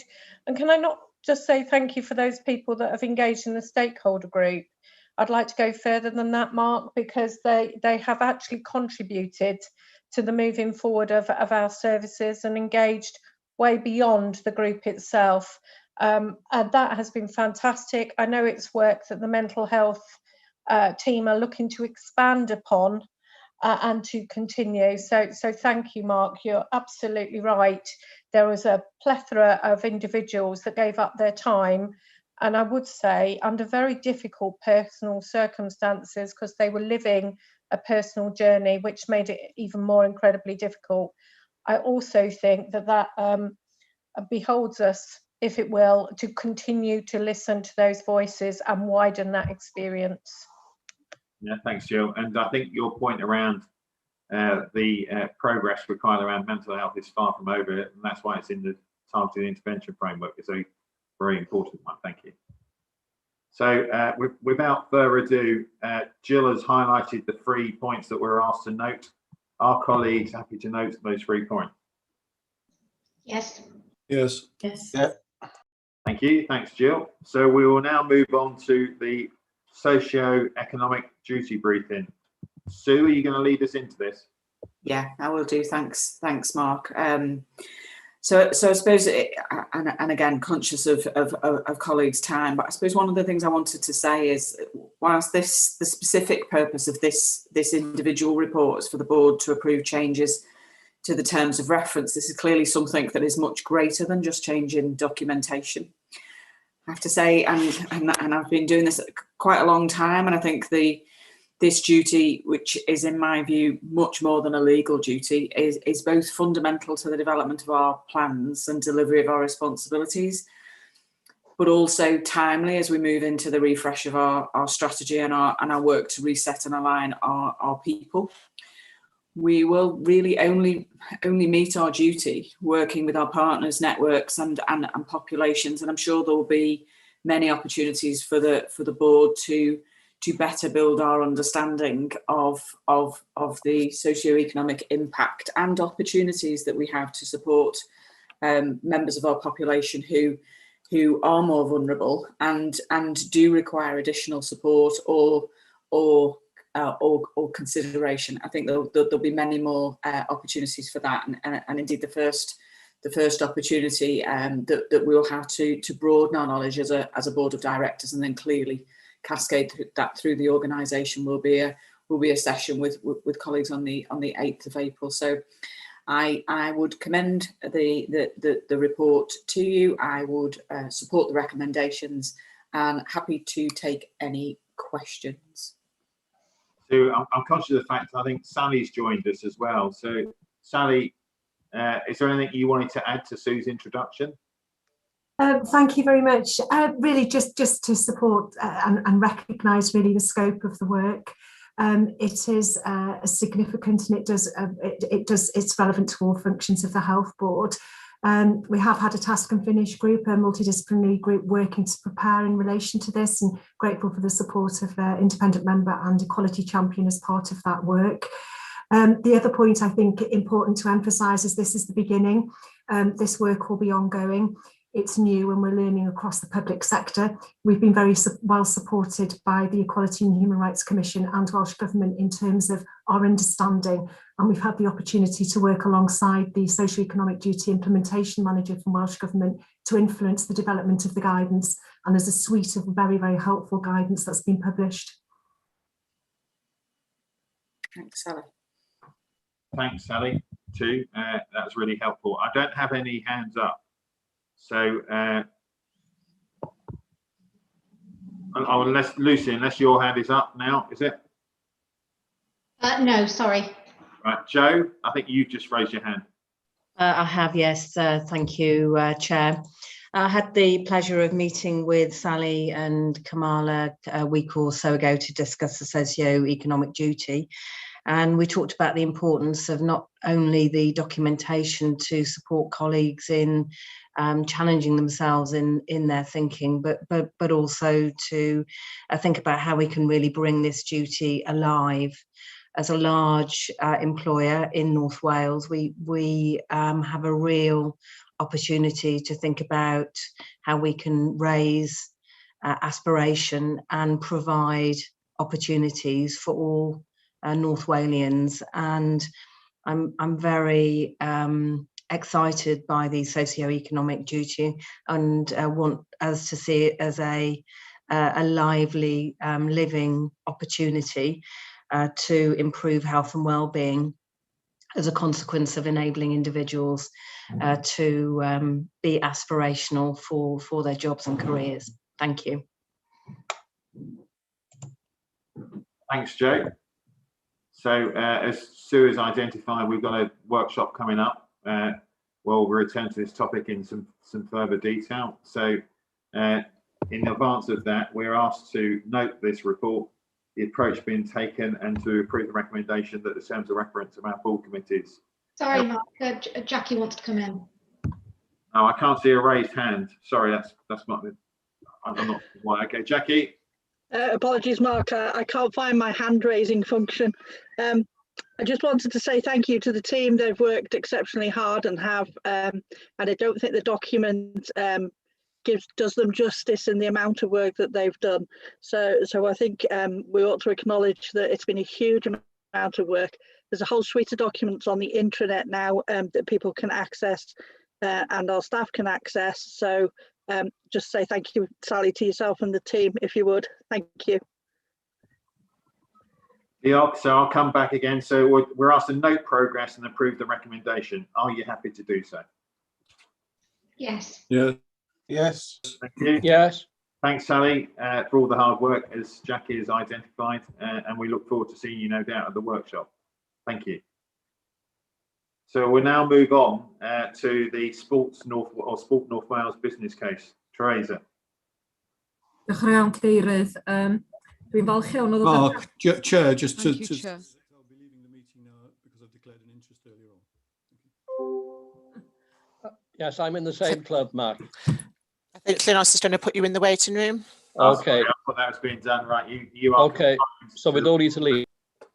No, I think you're being put there. Diolch, Cadeirydd. Thank you, Chair. I'm pleased to be able to bring this report to you as a board today. It has been scrutinised already through the Strategic Partnership and Health Population Group, and I will share a few words. This is very important to us in North Wales, and some people may ask why we're talking about this, but just to remind you, we want to be one of the best places in the world, and we want to improve the health of our North Wales residents, but we have the highest number of obesity numbers. And we also have a poverty difficulty, and Sue's work is something very important, but also we know that people aren't doing enough physical activity, and we know that a third of pregnant ladies in North Wales is obese, and finally over half of our population do less than one physical education activity a week. So we do have a problem, and we need to do and we know that we're not the only ones who are working in this area, and we need partners to be working together. And if anything, some of our partners have been doing more already. Some of you will know about Sports Wales. All of this is there already to work on. But there is a commitment to work differently across Wales, and this is an opportunity to work regionally on this important agenda with our partners. The paper provides the details of the new body, North Wales Partnership.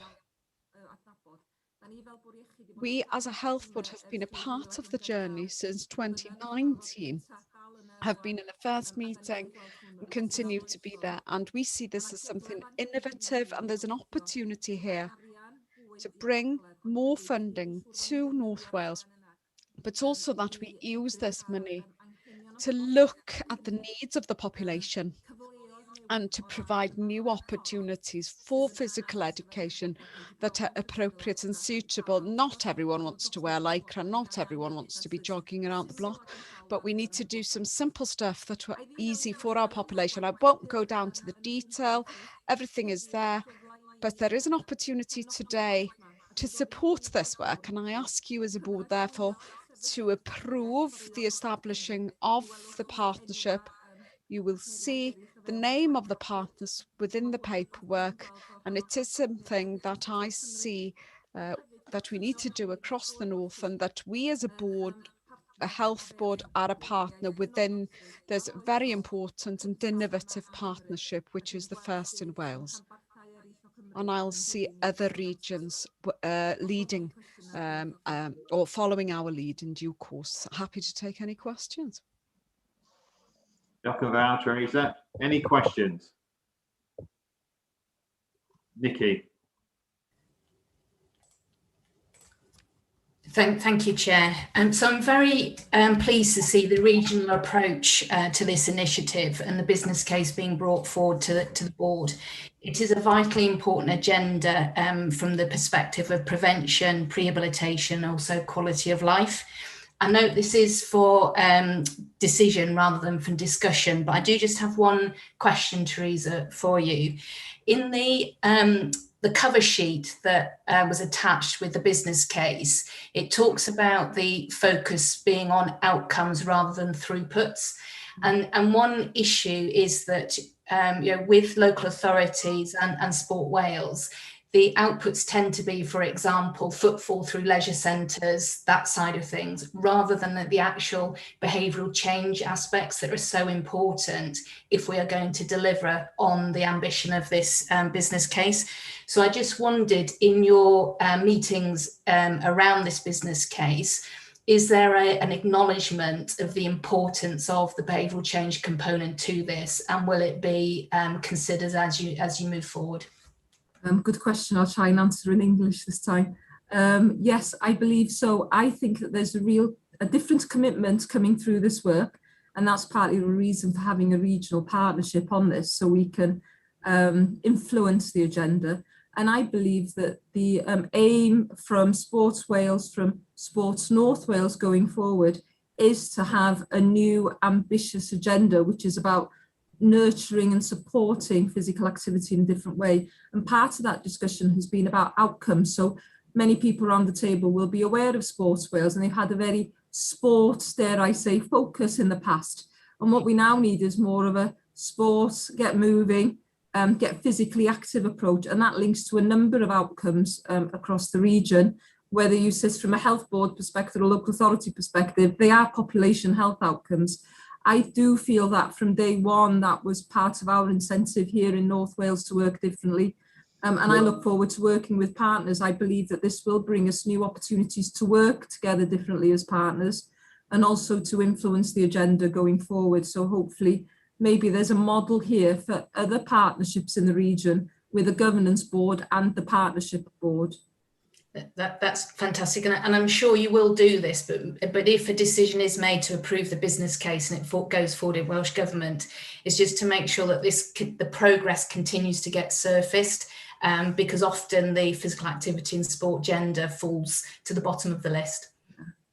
Yes. Yeah. Adrian, next. Thank you. Thanks, Teresa, for bringing the paper. Very supportive of this. I'm sure that board members or some board members won't know that a few years ago we achieved the national award for our partnership with Disability Sports Wales, led in North Wales, improving access and opportunity for people. I mean, subsequently that's been adopted across Wales. I think that clearly demonstrates the ethos of our teams and the benefits that this would bring to many members of our local communities and across our population. So supportive of this, definitely. Thank you. Thanks, Adrian. Linda? Diolch yn fawr iawn, Cadeirydd. Dwi'n hollol gefnogol o'r cais Thank you, Chair. I'm very supportive of this application, and I agree entirely with Teresa that it gives some opportunities for the Health Board to work in partnership. I only wanted to ask, and I know that the commitment is for 5 years, but leisure centres have been in difficulties financially recently, and because of the pandemic, there will be greater pressure on local authorities. Is there any commitment that if members, especially the local authorities, could not commit for the whole 2 years, what would be the Health Board's commitment to continue with the partnership? Or is there an additional financial cost that is anticipated if some members cannot continue with their commitment? Good question, to be honest with you, Linda. We have discussed this and we see it as a very vulnerable sector, but we do also see an opportunity to generate the sector, especially through the work that we've already done in North Wales in partnership before all of this started. Let's Get Move. Everyone will be aware of that programme. That has assisted some of the sectors to get more funding because regional work is being done. And some people are seeing that as positive. What I could say in relation to the Health Board is that we're also doing some further work with our leisure centres through the work on keeping to a healthy weight. And we've recently been working to the future and planning how we can help this part of the population with the leisure sector and in particular with dietitians. So work is happening, except for this as a partnership, but I see all of it assisting, and with all of us we are stronger and the partnership gives us some strength. It is innovative and who knows where we will be in 5 years' time. However, I do feel and I hope that we'll be in a stronger place because of that. Thank you.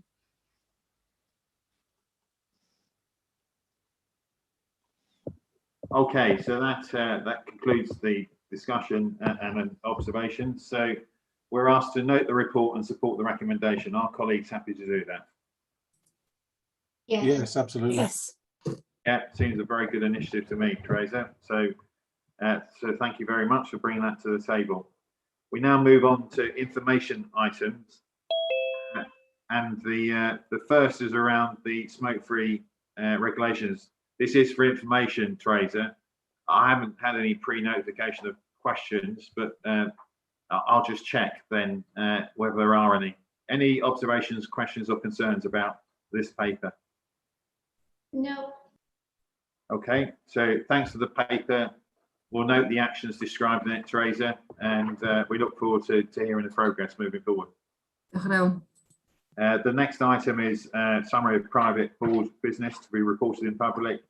It's been prepared by Louise. It's there for you to note. Are you happy to note it? Yes. Yes. Okay. So I am now closing the business. The date of the next meeting is the 30th of March, and I hereby exclude the press and the public, and we'll need to dial out and dial back in. So I look forward to seeing you in a moment. Thanks very much to everybody who may have been observing the meeting, but more importantly to those who have been participating. Thank you.